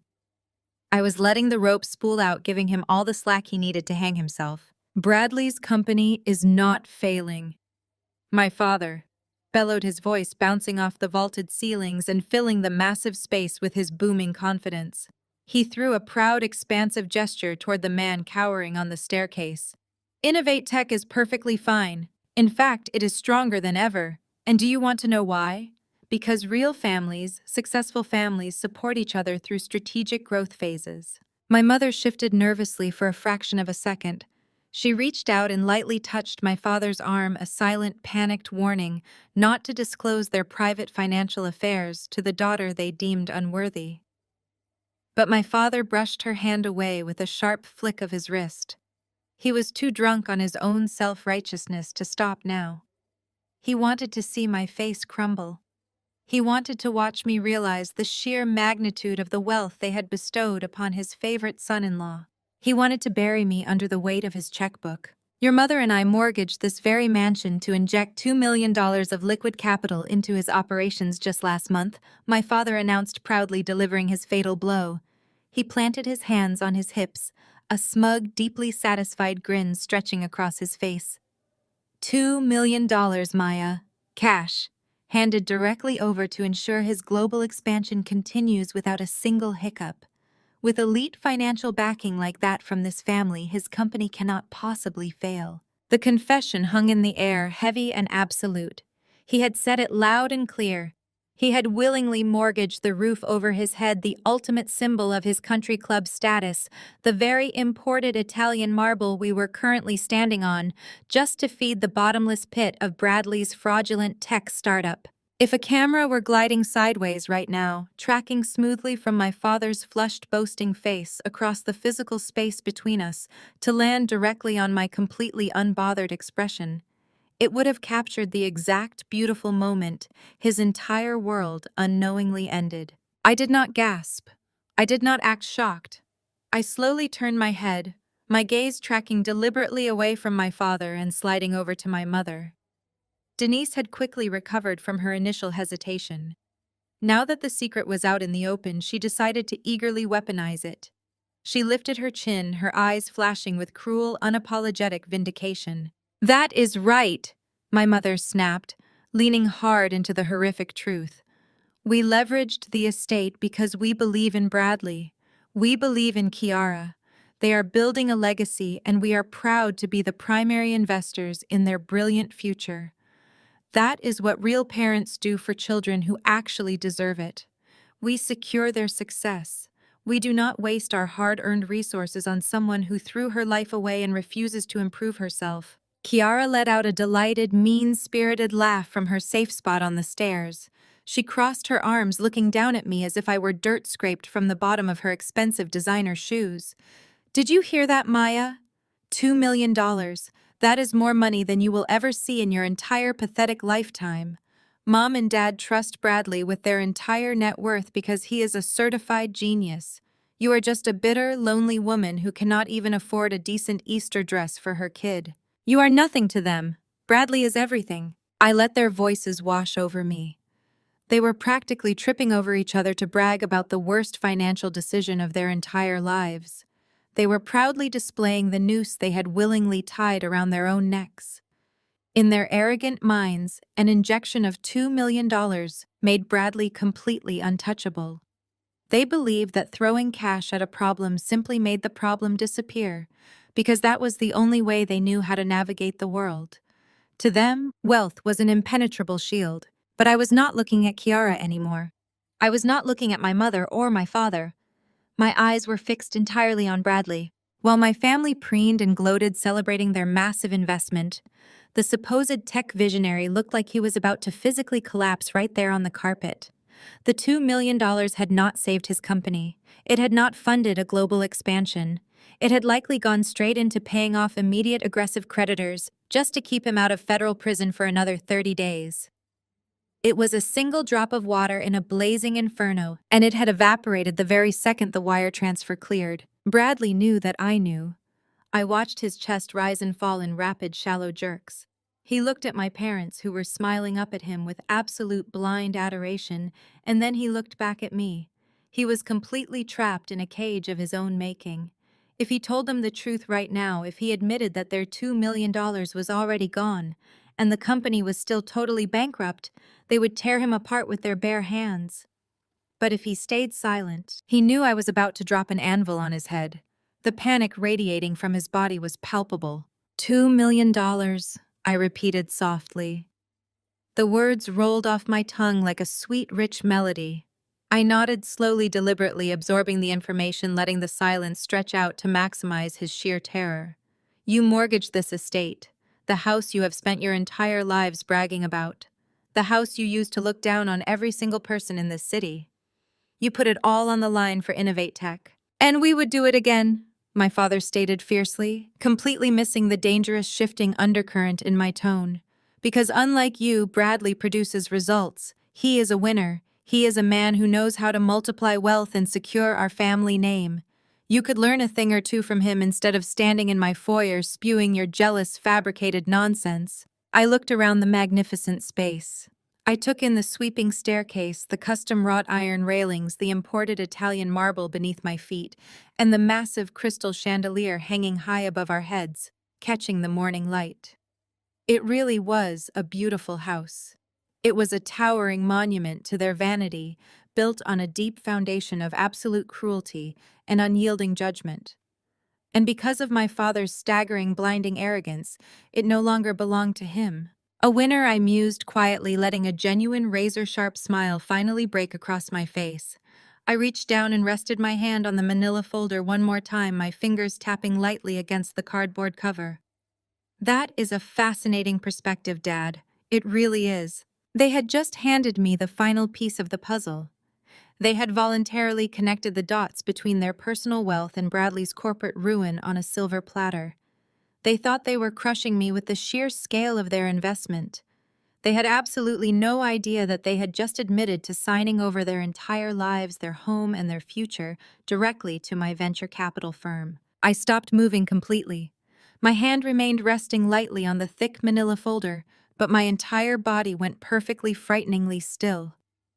If a camera were positioned right in front of me, slowly pushing in to capture the exact moment my heart turned entirely to ice, it would have recorded a psychological shift so profound it seemed to alter the very air pressure in the grand foyer. $2 million. The number bounced around the inside of my skull, ringing with a sickening crystal-clear resonance. I looked down at the imported Italian marble beneath my feet. I looked up at the custom wainscoting lining the walls and the massive crystal chandelier casting rainbows across the room. I looked at my mother and father standing there with their chests puffed out in absolute unwavering defiance. They had risked their entire family estate. They had literally bet the roof over their heads, their sacred, closely guarded sanctuary of wealth and privilege, just to save their son-in-law's bruised corporate ego. My mind violently snapped back to yesterday afternoon. I saw my 7-year-old daughter Chloe standing on the edge of the Persian rug, clutching her handmade glittery card. I saw her trembling bottom lip. I heard her small heartbroken whisper asking if she had done something bad. My parents could not spare $20 for a generic plastic toy. They could not spare a single chocolate bunny, a cheap greeting card, or even a kind word for their own flesh and blood granddaughter. But behind closed doors, they had secretly gone to a bank, signed away the deed to this massive, opulent estate, and willingly handed over $2 million to a man who had been lying to them since the day he walked into their lives. The sheer magnitude of their betrayal was staggering. It was not just financial neglect. It was a profound, deeply malicious, emotional violence directed at an innocent child. They did not just favor Kiara and her children. They actively despised my daughter simply because she was an extension of me. They wanted to punish me through her, making sure she felt the exact same rejection they had spent 3 decades forcing down my throat. Kiara watched my absolute silence and greedily misinterpreted it as total, crushing devastation. She thought she had finally broken me. She thought the revelation of their immense financial backing had shattered my spirit and proven my insignificance once and for all. She took a step down the grand staircase, her manicured hand gripping the polished mahogany banister, leaning forward like a vulture preparing to pick the meat off a carcass. "Yes, Maya," Kiara said, her voice dripping with such venomous, unrestrained cruelty that it almost sounded demonic, echoing in the large space. "They mortgaged the house. They gave Bradley everything because he actually deserves it. You can stand there and look as shocked and pathetic as you want, but this is the reality of your miserable life. They would rather throw millions of dollars at my husband than give a single solitary cent to your useless child." Useless. The word hung in the grand foyer, sharp, jagged, and dripping with poison. I did not gasp. I did not scream. I slowly shifted my gaze away from my sister and looked directly at my mother and father, waiting for them to correct her. I waited for the grandparents of that sweet, bright, loving little girl to turn around and scold Kiara for calling a child useless. I gave them one final silent opportunity to demonstrate a single shred of basic human decency. But the correction never came. My mother simply adjusted her heavy silk robe, her chin held high, looking entirely unapologetic. My father crossed his arms tighter over his chest, his silence acting as a booming, undeniable endorsement of Kiara's vile statement. They agreed with her. They truly believed that Chloe, My beautiful, kind, intelligent daughter was completely worthless, simply because she did not fit into their twisted status-obsessed narrative. Because she was my child, she was collateral damage they were perfectly happy to discard. In that exact moment, any microscopic trace of residual guilt I might have harbored about destroying their lives evaporated into the cold morning air. If my parents had simply been foolish, naive victims of Bradley's elaborate corporate fraud, I might have felt a fleeting second of human pity for them. I might have felt a tiny pang of sorrow watching two elderly people lose their beloved home to a smooth-talking con artist. But they were not victims. They were willing, eager participants in a system of absolute cruelty. They had funded this disaster with their own malice. They had mortgaged their future to buy superiority, and they had stepped on my daughter's heart to make themselves feel taller. Bradley, however, was not celebrating this supposed victory. While Kiara smirked from the stairs, and my parents stood tall in the foyer, the tech chief executive officer looked like a man standing on the trapdoor of a gallows, listening to the executioner pull the lever. He knew exactly what Kiara's big mouth had just done. He knew that by insulting my daughter, she had just obliterated any tiny chance of mercy I might have possessed. He reached out a trembling hand and weakly grabbed his wife's arm, desperately trying to physically pull her back up the stairs and away from the confrontation. "Kiara, stop!" he hissed, his voice cracking with absolute, unadulterated terror. "Just stop talking right now. Please." But Kiara shook him off violently, completely drunk on her own perceived superiority. She had no idea the cliff she was happily dancing on. "Do not tell me to stop, Bradley," she snapped, glaring down at me with fiery, triumphant eyes. "She needs to hear this. She needs to understand that she has absolutely no power here. She thinks she can just march into our house and threaten us with fake papers and loud accusations. She needs to know that Mom and Dad will always choose us. They will always protect us, and they will always leave her exactly where she belongs, at the absolute bottom." I let a slow, deep breath escape my lungs, feeling the cool air fill my chest. The freezing coldness that had paralyzed me just moments before suddenly ignited into a brilliant, blinding focus. I was no longer just a creditor collecting a corporate debt. I was a mother delivering karma in its purest, most concentrated form. I was the architect of their total ruin, and they were handing me the sledgehammer. I looked at Kiara, taking in her designer robe, her perfect hair, and the arrogant tilt of her chin. Then I looked at my mother, who was watching me with a smug, victorious smile, fully believing she had just won the ultimate psychological war. I looked at my father, who was standing tall, deeply proud of his decision to bet his entire estate on a white savior who was currently sweating through his expensive linen shirt. They had built a towering fortress of lies, and they were so incredibly proud of it. They loved the walls they had constructed. They loved the view from the top. They loved the way the shadow of their wealth fell over me and my daughter. I let a slow, terrifying smile creep across my face. It was a smile that contained absolutely zero joy, a smile that made Kiara's triumphant expression falter mid-sentence. My mother's smug look, cracked, slightly replaced by a sudden creeping unease. Even my father uncrossed his arms, his instincts finally registering that something in the room had fundamentally dangerously shifted. "You think you are so incredibly smart, Kiara," I said, my voice dropping to a low, lethal register that carried perfectly through the silent house. "You think this mansion, this money, and this man make you completely untouchable? You think your parents throwing $2 million into a black hole makes you royalty?" I reached out and rested both of my hands flat on top of the manila folder. I leaned forward, letting my eyes lock onto my father's confused face. "You threw away everything you owned to save his pride," I stated softly, letting the reality of their decision hang in the air. "You handed over the deed to your legacy just so you could look down on my child.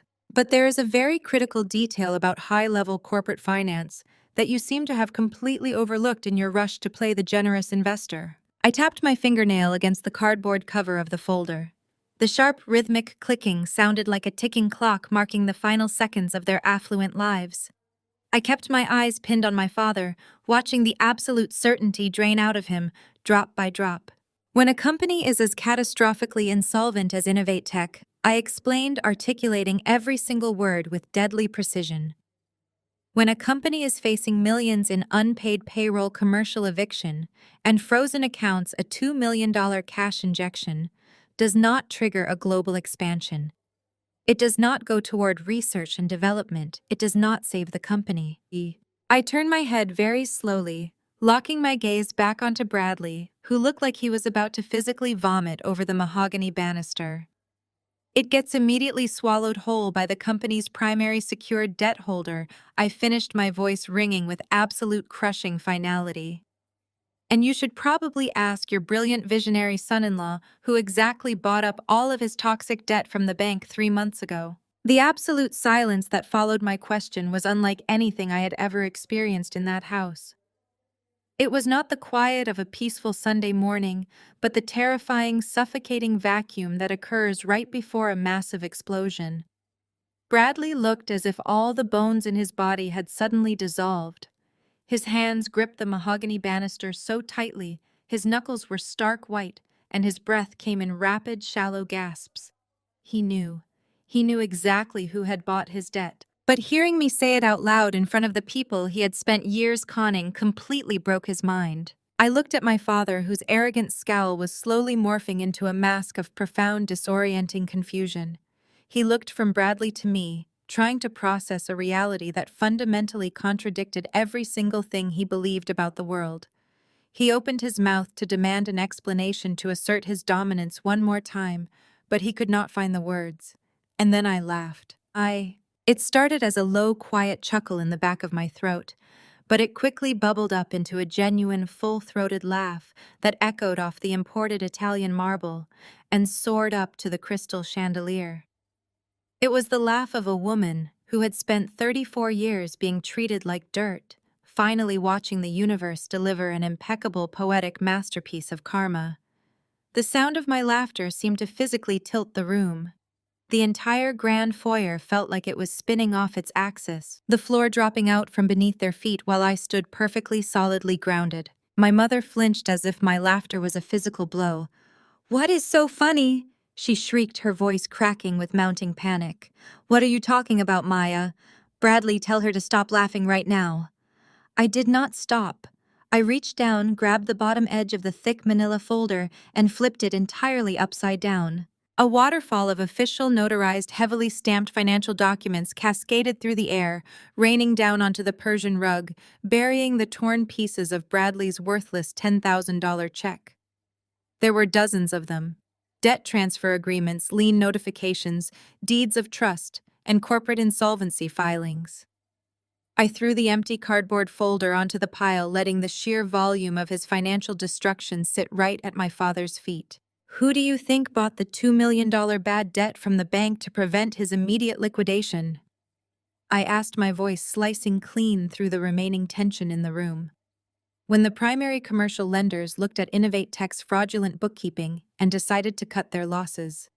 Who do you think stepped in to acquire the commercial paper for pennies on the dollar? My father stared down at the documents, his eyes catching the bold embossed letterhead on the top page. It read, "Vanguard Apex Ventures. You have spent your entire lives convincing yourselves that I am a pathetic, low-level administrative assistant." I continued, taking a deliberate step forward, forcing my father to take a step back. You needed to believe I was struggling so you could feel superior. You needed to believe I was a failure so you could justify idolizing a white con artist who speaks in empty corporate buzzwords. I pointed a finger directly at Bradley, who was now sinking down onto the staircase, pulling at his own hair. "I am the founder and sole managing partner of Vanguard Apex Ventures," I announced. The words hit the room with the force of a freight train. I manage a portfolio worth over $50 million. I specialize in distressed corporate assets. And 3 months ago, when Bradley's primary lender was preparing to drag him into federal court for commercial default, my firm swooped in and purchased his entire debt portfolio. I own every single outstanding loan, every corporate credit line, and every leveraged asset attached to Innovate Tech. Kiara let out a strangled, breathless gasp. She looked at me, her eyes wide with a terror I had never seen before, and then she turned violently toward her husband. "Bradley, tell me she is lying," Kiara screamed, grabbing his shoulder and shaking him hard. "Tell me this is a joke. Tell me you do not owe her money. Bradley could not look at her. He buried his face in his hands, completely defeated. It is true, he whispered, his voice muffled and broken. The bank sold the debt. The new holding company was a blind trust. I did not know it was her. I swear to God, Kiara, I did not know it was her firm until she walked in here today. My mother let out a loud, dramatic wail, her hands flying up to grip her own hair.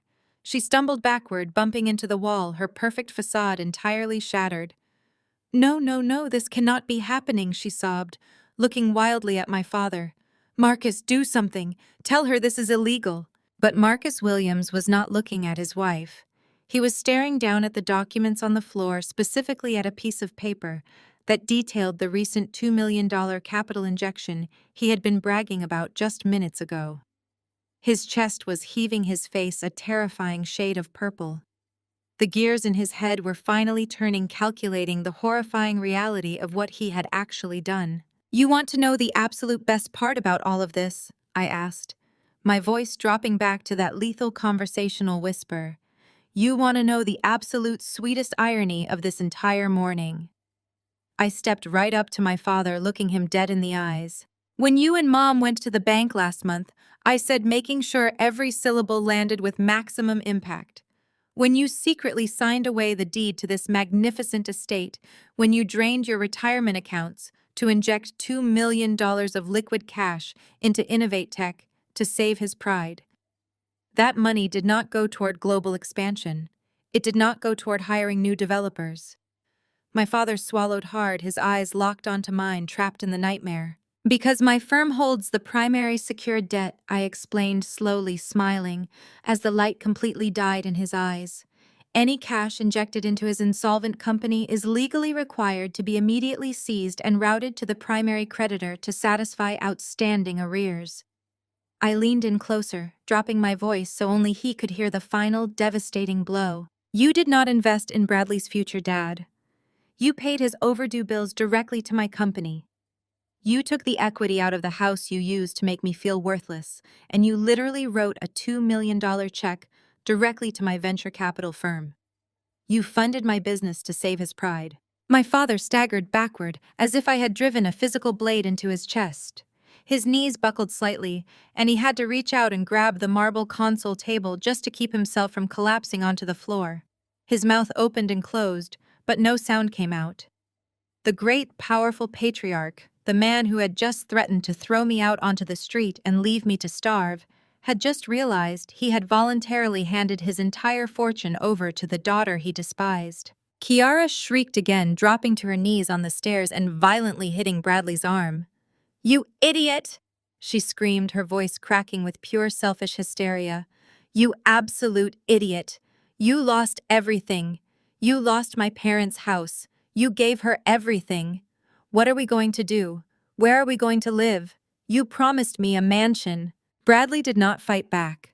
He just sat there, absorbing the physical and verbal blows from the woman who only loved him for his imaginary bank account. The golden couple was shattering into a million irreparable pieces right in front of my eyes. My mother slid down the wall, sitting on the floor in her expensive silk robe, openly weeping. She looked at me, her eyes filled with a desperate, pleading terror. Maya, please, she choked out, holding her hands up in a pathetic, begging gesture. Please, you cannot do this to us. This is our home. We are your parents. You cannot take our home away from us. We made a mistake. We were just trying to help family. Help family.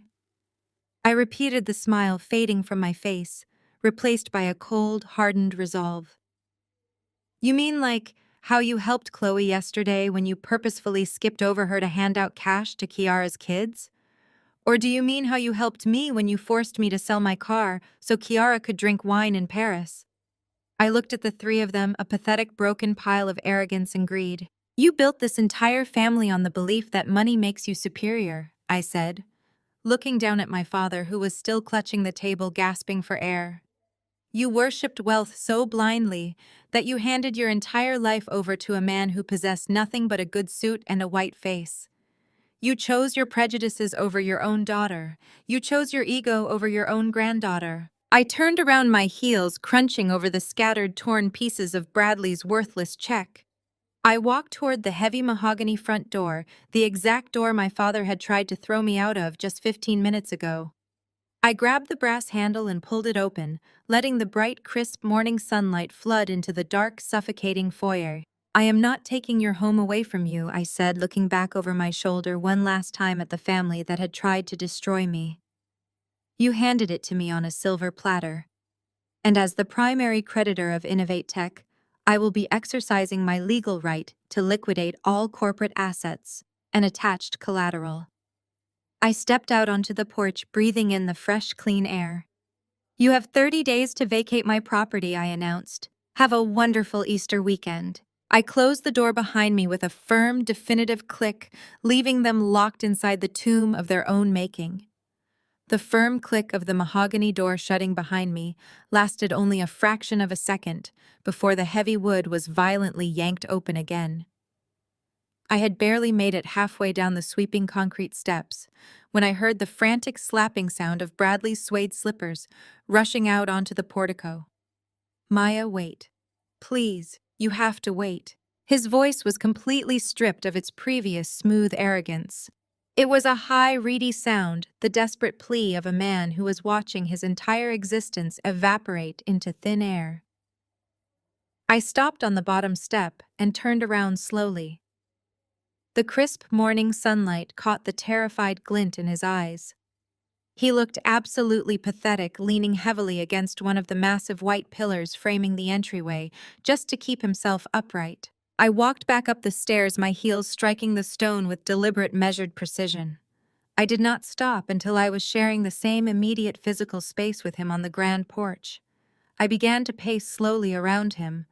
If a camera were tracking my movements, it would capture a tight, continuous circle, framing me as the undeniable predator and him as the cornered, exhausted prey. "You cannot just walk away and liquidate everything," Bradley stammered, twisting his hands together. "You are a venture capitalist, Maya. You understand the tech sector. You know that asset liquidation is a scorched earth tactic. It destroys value. We can negotiate terms. I can offer you equity. I can give you a seat on the board. We can restructure the debt into preferred shares. I have a major acquisition in the pipeline." I continued my slow, predatory circle around him, letting my eyes rake over his disheveled appearance. It was genuinely fascinating to watch a man who had built his entire identity on corporate buzzwords try to use those same hollow phrases to save his life. He was throwing out terms like equity and restructuring as if they held any actual magic. He was completely oblivious to the fact that I held all the cards and knew every single intimately dirty detail of his fraudulent ledger. "A major acquisition in the pipeline." I repeated, my tone dripping with absolute mockery. "Is that the bedtime story you have been telling yourself, Bradley? Or is that just the lie you sold to my desperate, socially climbing parents?" Bradley swallowed hard, his eyes darting frantically as I walked behind him, forcing him to crane his neck just to keep me in his line of sight. "It is not a lie," he insisted, though his voice was shaking so violently the words barely formed. "I have been in advanced talks for months. A massive buyout."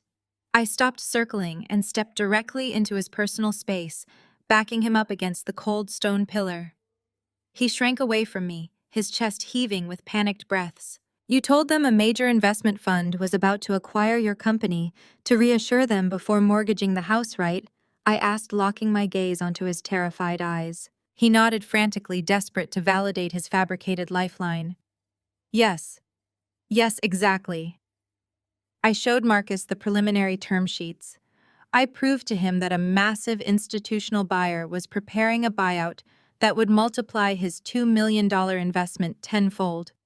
I just needed the bridge capital to survive the compliance audit until the acquisition cleared. "The deal is real, Maya. The fund is real." I let a slow, terrifyingly cold smile spread across my face. I leaned in just a fraction of an inch closer, ensuring that my next words would echo in his nightmares for the rest of his miserable life. "You were right," I whispered, my voice completely devoid of mercy. "That fund is mine." The last remaining drop of blood vanished from Bradley's face. He turned a shade of pale that I had never seen on a living human being. His mouth fell open, but his vocal cords completely paralyzed. The realization hit him with the kinetic force of a speeding train. I watched his eyes widen in pure, unadulterated horror as the entire scope of my trap finally made sense to his desperate brain. He had not been negotiating with a faceless corporate entity. He had been unknowingly pitching his fraudulent, bankrupt company directly to me for the past 6 months. "You sent those fake, highly inflated revenue projections to my analysts," I stated systematically, dismantling the very last pillar of his delusion. "You sat in your leased Silicon Valley office that you could not afford, and you pitched a fairy tale to my acquisitions team. You submitted forged user engagement metrics. You lied about your recurring revenue. You fabricated an entire roster of enterprise clients that do not actually exist." Bradley began to shake his head in slow robotic denial, unable to process the magnitude of his own catastrophic failure. "My firm initiated the acquisition talks," I continued, my voice ringing with total, unshakable authority. "I ordered my team to string you along.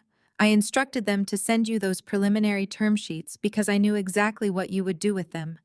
I knew you would take those documents, run straight to my desperate status-obsessed father, and use them as bait to drain his retirement accounts and mortgage this estate. You set me up." Bradley choked out, his voice barely a whisper. "You orchestrated this whole thing." "You set yourself up, Bradley," I corrected him sharply. "I simply bought a front-row seat to your implosion. You are the one who burned through investor cash to buy sports cars and luxury vacations for Kiara. You are the one who committed federal wire fraud by lying on your financial disclosures. All I did was purchase your debt from a bank that was already preparing to refer your case to the Securities and Exchange Commission." I stepped back, allowing the morning sunlight to fully illuminate the total wreckage of the man standing before me. He was no longer the arrogant, untouchable tech genius who had offered me a $10,000 charity check. He was a cornered criminal who knew he was about to lose his freedom. "Do you understand the position you are in right now?" I asked, crossing my arms over my chest. "I am not just your primary creditor. I am the entity holding the very evidence of your corporate fraud. When I file the liquidation paperwork on Monday morning, I will be legally obligated to turn over all of your falsified financial disclosures to the federal authorities." Bradley's knees finally gave out. He slid slowly down the smooth white surface of the pillar, collapsing onto the cold concrete of the portico. He brought his hands up to his face, burying his head between his knees as he let out a loud, wretched sob. The polished, superior facade was entirely gone, replaced by the pathetic reality of a man who had built his life on stolen money and lies. "Maya, please," he begged, his voice muffled by his hands. "Please, I will do anything. I will sign the company over to you completely. I will walk away with nothing. Just do not send the documents to the authorities. Do not send me to prison. I cannot go to prison." I looked down at the top of his head with absolute disgust. He was not apologizing for what he had done to my family's finances. He was not apologizing for the cruel way he had treated me and my daughter. He was only crying because he had finally been caught, and he was terrified of facing the actual consequences of his actions. "You should have thought about prison before you decided to play billionaire with other people's money," I said coldly. "You sat in that foyer 10 minutes ago and tried to lecture me about hard work and success. You let my parents humiliate me, and you smiled while they did it. You thought your white privilege and your stolen wealth made you invincible." I turned away from him, my heels clicking sharply against the concrete as I walked back toward my car. "The liquidation happens on Monday," I called out over my shoulder, not bothering to look back at his pathetic, crumpled form. "I highly suggest you spend the rest of this beautiful Easter weekend finding a very good criminal defense attorney. You are going to need one." Before I could reach the driver's side door of my sedan, the heavy mahogany front doors burst open again. My father stumbled out onto the grand portico, his chest heaving as he struggled to catch his breath. My mother was right behind him, gripping his arm to keep herself steady while Kiara lingered in the doorway, her eyes darting frantically between my calm posture and her husband crumpled on the cold concrete. They had followed us outside, unable to simply sit in the wreckage of their foyer without demanding a final, desperate explanation. They needed someone to tell them there was a loophole, a hidden clause, a magical reset button that would somehow restore their $2 million and their pristine social standing. Maya, my father yelled, his voice cracking with a raw, unfamiliar panic. He completely ignored Bradley sobbing on the ground. You cannot just leave. We need to sit down like rational adults and figure out a restructuring plan. We can negotiate terms. You are a businesswoman. You know that bankrupting this family serves no strategic purpose. We can sell the company assets. We can salvage the investment. I paused with my hand resting on the car door handle. I turned around to face them, letting my gaze sweep over the entire pathetic tableau.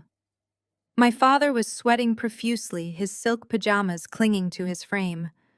My mother was trembling visibly, her perfectly manicured hands shaking against her chest. Kiara looked entirely hollowed out, staring at Bradley as if he were a complete stranger. "There is absolutely nothing left to negotiate, Dad," I stated, my voice slicing through the crisp morning air with absolute precision. I took a few deliberate steps back toward the portico, closing the distance just enough to make sure every single word landed exactly where it was intended. You are standing there talking about restructuring a company that has not produced a single viable product in over a year. You are begging to salvage an investment that was completely vaporized the moment you authorized the wire transfer. But the acquisition, Kiara shrieked, her voice pitching into a hysterical wail. She rushed past our parents and pointed a trembling finger at Bradley. He said a major fund was buying the company. He showed us the paperwork. Even if you hold the debt, the new buyers will inject capital. We can get our money back from the acquisition payout. I stopped walking. I locked eyes with my sister, feeling a profound, icy calm settle over my entire body. I watched her desperately cling to the very illusion I had engineered. "I want you to look very closely at my face, Kiara," I commanded, dropping my voice to a terrifying, absolute hush. "I want you to look into my eyes and tell me if you see a single trace of mercy." Kiara froze, her breath hitching in her throat. My gaze was a physical weight pressing down on her, stripping away the last remaining layers of her denial. "There is no mystery buyer," I explained, delivering the truth with surgical brutality. "There is no white knight coming to save your husband. My firm sent those acquisition term sheets. I authorized my team to draft those preliminary offers specifically to see how far Bradley would go to cover up his massive fraud. He took that bait, and he dragged you and our parents right over the cliff with him." Bradley let out a wretched guttural groan from the concrete, pulling his knees tightly against his chest. He knew what was coming next. "And I just signed the order rejecting the acquisition and initiating liquidation at 6 a.m. this morning," I announced. The words rang out with definitive, unshakable authority. "The documents have already been filed with the commercial courts. The asset seizure teams are locking down his servers right now. You are done, Bradley. There is no coming back from this." The gravity of the 6 o'clock decision finally crushed the last remaining spark of hope in my father's eyes. The realization hit him with the force of a physical blow. The $2 million he had secretly mortgaged his estate for was not tied up in a transitional phase. It was not waiting for a corporate buyout. It was gone, entirely legally seized by my firm to cover a fraction of his son-in-law's massive fraudulent debt. "No," my mother wailed, her legs finally giving out beneath her. She collapsed onto the top step of the grand portico, her heavy silk robe pooling around her like a deflated parachute. She buried her face in her hands, her shoulders heaving with loud, uncontrollable sobs. "We are going to lose the house. Marcus, we are going to lose everything. The country club, our friends, our entire life. How could you let this happen?" She was not crying because her family was fractured. She was not shedding a single tear for the years of emotional abuse she had inflicted on me, or the cruelty she had shown to Chloe. Denise Williams was weeping exclusively for her impending poverty. She was crying because the elite social status she worshipped above all else was currently burning to the ground right in front of her. My father stood completely paralyzed, staring blankly at the massive white pillars of the house he no longer owned. His jaw was slack, his hands hanging uselessly at his sides. The great untouchable patriarch had been thoroughly dismantled by his own blinding arrogance and his desperate need to impress a white con artist. Kiara sank down onto the stairs next to our mother, pulling her knees to her chest, rocking back and forth in a state of total catatonic shock. The golden child, who had spent her entire life stepping on my neck to elevate herself, was now facing a future entirely stripped of her designer clothes, her luxury vacations, and her unearned superiority. I stood at the bottom of the steps, looking up at the four of them. They looked incredibly small, a pathetic, broken cluster of people who had built their entire universe on lies and conditional love. I didn't come here at 7 a.m. to start a fight. I said, my voice echoing clearly over my mother's loud, desperate sobbing. I did not come here to argue about my career or defend my choices or beg for a seat at your table. I pulled my car keys from my pocket, the metal clinking sharply in the morning quiet. I came to deliver a foreclosure notice myself, I stated, ensuring the absolute finality of my words resonated in their ears. You chose to humiliate a 7-year-old girl yesterday, just to prove how much power you had over me. You looked at my daughter, saw her holding a handmade card, and you deliberately chose to break her heart so you could feel tall. I turned around, opened my car door, and paused for one final second. The price of making my daughter cry is higher than you imagined, I said, not bothering to look back at the wreckage. You have 30 days to vacate my property. I slid into the driver's seat, started the engine, and drove smoothly down the sweeping circular driveway. As I turned out of the gated community, the heavy dark weight that I had carried on my shoulders for my entire life completely vanished.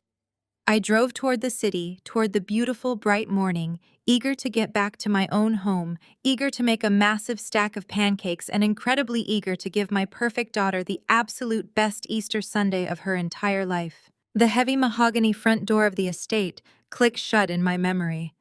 A sharp, seamless visual transition snapped that pristine white wood into a thin, peeling veneered door, slamming violently against a cheap metal frame. 3 months had passed since that Easter Sunday. The grand, sprawling estate that had stood as the ultimate monument to the Williams family ego no longer belonged to them. By the end of that first 30-day notice, the eviction had been executed with ruthless clinical efficiency. I did not attend the final walkthrough. I sent my legal team and a property management crew to oversee the transition. The massive crystal chandeliers, the imported Italian marble, and the custom wainscoting were systematically stripped of their pretension, photographed, and listed in the corporate asset ledger. The property was quickly sold to a real estate developer who planned to gut the interior entirely. The physical representation of my parents' overwhelming vanity was completely erased from the elite gated community they had worshipped. Their country club memberships were revoked due to unpaid dues. The high society friends they had spent decades trying to impress stopped returning their phone calls the exact moment the foreclosure hit the local public records. As for the brilliant tech visionary, Bradley did exactly what cowards do when cornered. He ran. Less than 48 hours after our confrontation on the portico, while my firm's asset seizure team was locking down his corporate servers, he emptied whatever meager funds remained in his hidden personal accounts and boarded an international flight. He abandoned his failing empire, he abandoned his web of lies, and most notably, he abandoned Kiara. He left his prized, demanding wife holding the bag for a mountain of secondary personal debts that had been opened in her name to fund their lavish lifestyle. The luxury cars were repossessed right out of the driveway. The designer handbags and jewelry were seized to satisfy aggressive credit card companies. The golden child who had spent her entire existence looking down on me for working hard was suddenly drowning in legal notices and collection calls with absolutely zero marketable skills to fall back on. The mighty Williams family, utterly destitute and stripped of their false pride, had been forced to relocate to a cramped, dilapidated 2-bedroom apartment on the extreme industrial outskirts of the city. The thin walls offered zero insulation from the reality of their new life. The space was suffocatingly small, forcing Marcus, Denise, and Kiara to constantly trip over each other and their massive bruised egos. Without me there to serve as their designated punching bag, the deeply toxic ecosystem they had built completely cannibalized itself. The family quickly turned their vicious, judgmental tendencies entirely inward. Every single day was an absolute battleground. My father, stripped of his patriarchal authority, and his bank account paced the cramped linoleum floors, bitterly blaming his wife for trusting a con artist. My mother, completely bereft of her social standing, directed all of her blistering rage directly at the daughter she used to worship. Kiara, who had once been the flawless, untouchable center of their universe, was now the daily target of their absolute resentment. "You ruined us, Kiara!" my mother shrieked one humid afternoon, her voice easily carrying through the thin drywall to the neighbors next door. "You brought that criminal into our home. You demanded the Paris trips, the designer clothes, and the luxury cars. You forced us to mortgage our entire lives just to keep him happy so you could play the wealthy socialite. We lost everything because of your absolute greed." Kiara screamed right back, her voice raw and hysterical, completely stripped of its former arrogant polish. "You are the ones who handed him the money. You are the ones who were so obsessed with having a white tech chief executive officer in the family that you did not even bother to check his financial statements. Do not you dare blame me for your own pathetic social climbing. You pushed Maya away. You handed her the very weapon she used to destroy us. I gave you everything," my father bellowed, joining the chaotic screaming match from the tiny, cramped kitchen. "I built a legacy, and you two completely squandered it. I am spending my retirement years living like a peasant because neither of you had the sense to see through a cheap suit and a business degree." They were trapped in a miserable, suffocating prison entirely of their own making. The golden child had officially lost her shine, and the parents who had worshipped her were now choking on the rust. There was no escape from the poverty, no escape from the endless collection calls, and absolutely no escape from each other. The very traits they had celebrated in one another, the arrogance, the superficiality, and the relentless greed, were now the exact tools they used to tear each other apart day after agonizing day. The harsh, biting cold of my parents' manufactured reality dissolved entirely into a brilliant golden warmth. Sunlight spilled across the wide plank hardwood floors of our new home, casting long, peaceful shadows through the massive floor-to-ceiling windows. There were no gaudy crystal chandeliers here, no imported marble floors intentionally designed to make visitors feel small, inadequate, and acutely aware of their social standing. Instead, the expansive living space was completely filled with the rich, comforting sounds of genuine laughter, the light clinking of glasses, and the easy, unforced conversations of people who actually cared deeply about one another. I stood near the large open kitchen island, simply taking a moment to watch the beautiful scene unfold before me. My gaze drifted slowly across the room, panning smoothly from face to face, capturing nothing but pure, unadulterated joy. My business partner, Jordan, was leaning casually against the counter, telling a hilarious animated story to a group of my closest friends and top investors. There were no hushed, judgmental whispers hiding in the corners. There were no performative, aggressive displays of wealth meant to establish a toxic hierarchy.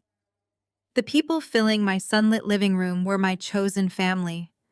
They were the mentors who had believed in my vision when I had nothing, the friends who had supported me during the lean, exhausting years, and the partners who respected my intellect and my relentless drive. They loved me for exactly who I was, not for what I could buy them, or how I could artificially elevate their public reputation.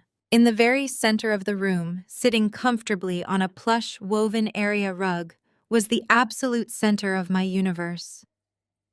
Chloe was surrounded by a small, attentive circle of people who adored her without any conditions. Jordan's wife, Sarah, knelt gently beside her, handing her a beautifully wrapped square box tied perfectly with a bright yellow ribbon. This was not a weaponized, performative gift exchange designed to crush a child's spirit. There was no cruel audience demanding a theatrical display of gratitude, and there were absolutely no strings attached to the present. It was just a simple, beautiful, and pure moment of giving. I held my breath slightly as I watched Chloe carefully untie the yellow ribbon. She did not look around nervously, wondering if she was allowed to be happy. She did not hesitate or shrink into herself, fearing that she was about to be excluded or mocked. She confidently pulled away the wrapping paper and lifted the lid of the box. Inside was a custom professional-grade art set, complete with dozens of vibrant watercolors, high-quality imported brushes, and thick, textured sketchbooks. It was exactly the specific set she had been talking about for months. It was a gift chosen by someone who actually took the time to listen to her, who paid close attention to her passions, and who genuinely wanted to nurture her growing creativity. Chloe's face lit up with a smile so bright and so fiercely beautiful that it completely outshone the afternoon sun pouring through the windows. She looked up, her brown eyes sparkling with pure, unburdened delight. There were no tears of confusion pooling in her eyes today. There was no crushing, humiliating rejection. There was only the absolute, unwavering certainty that she was seen, valued, and deeply loved by every single person in this house. She scrambled quickly to her feet, leaving the open box safely on the rug, and sprinted across the room toward me. She threw her small arms around my waist, burying her face into my side, hugging me so incredibly tightly that I could feel the fierce, beautiful rhythm of her little heart beating against me. I dropped my hand to her head, smoothing down her hair, and pulled her close, wrapping my arms around her shoulders. I rested my chin on the top of her head, closing my eyes and breathing in the sweet, familiar scent of my perfect daughter. In that quiet, flawless embrace, surrounded by the warmth of my true community, I felt the absolute triumph of my choices. I had successfully shielded her from a lifetime of conditional love and toxic soul-crushing comparisons. I had built an impenetrable fortress of genuine support where she would never have to doubt her own worth or question her place in the world. Family is not defined by shared DNA. Family is those who never let your child wonder, "What did I do wrong?" That time I didn't scream. I simply took away everything that fed their arrogance.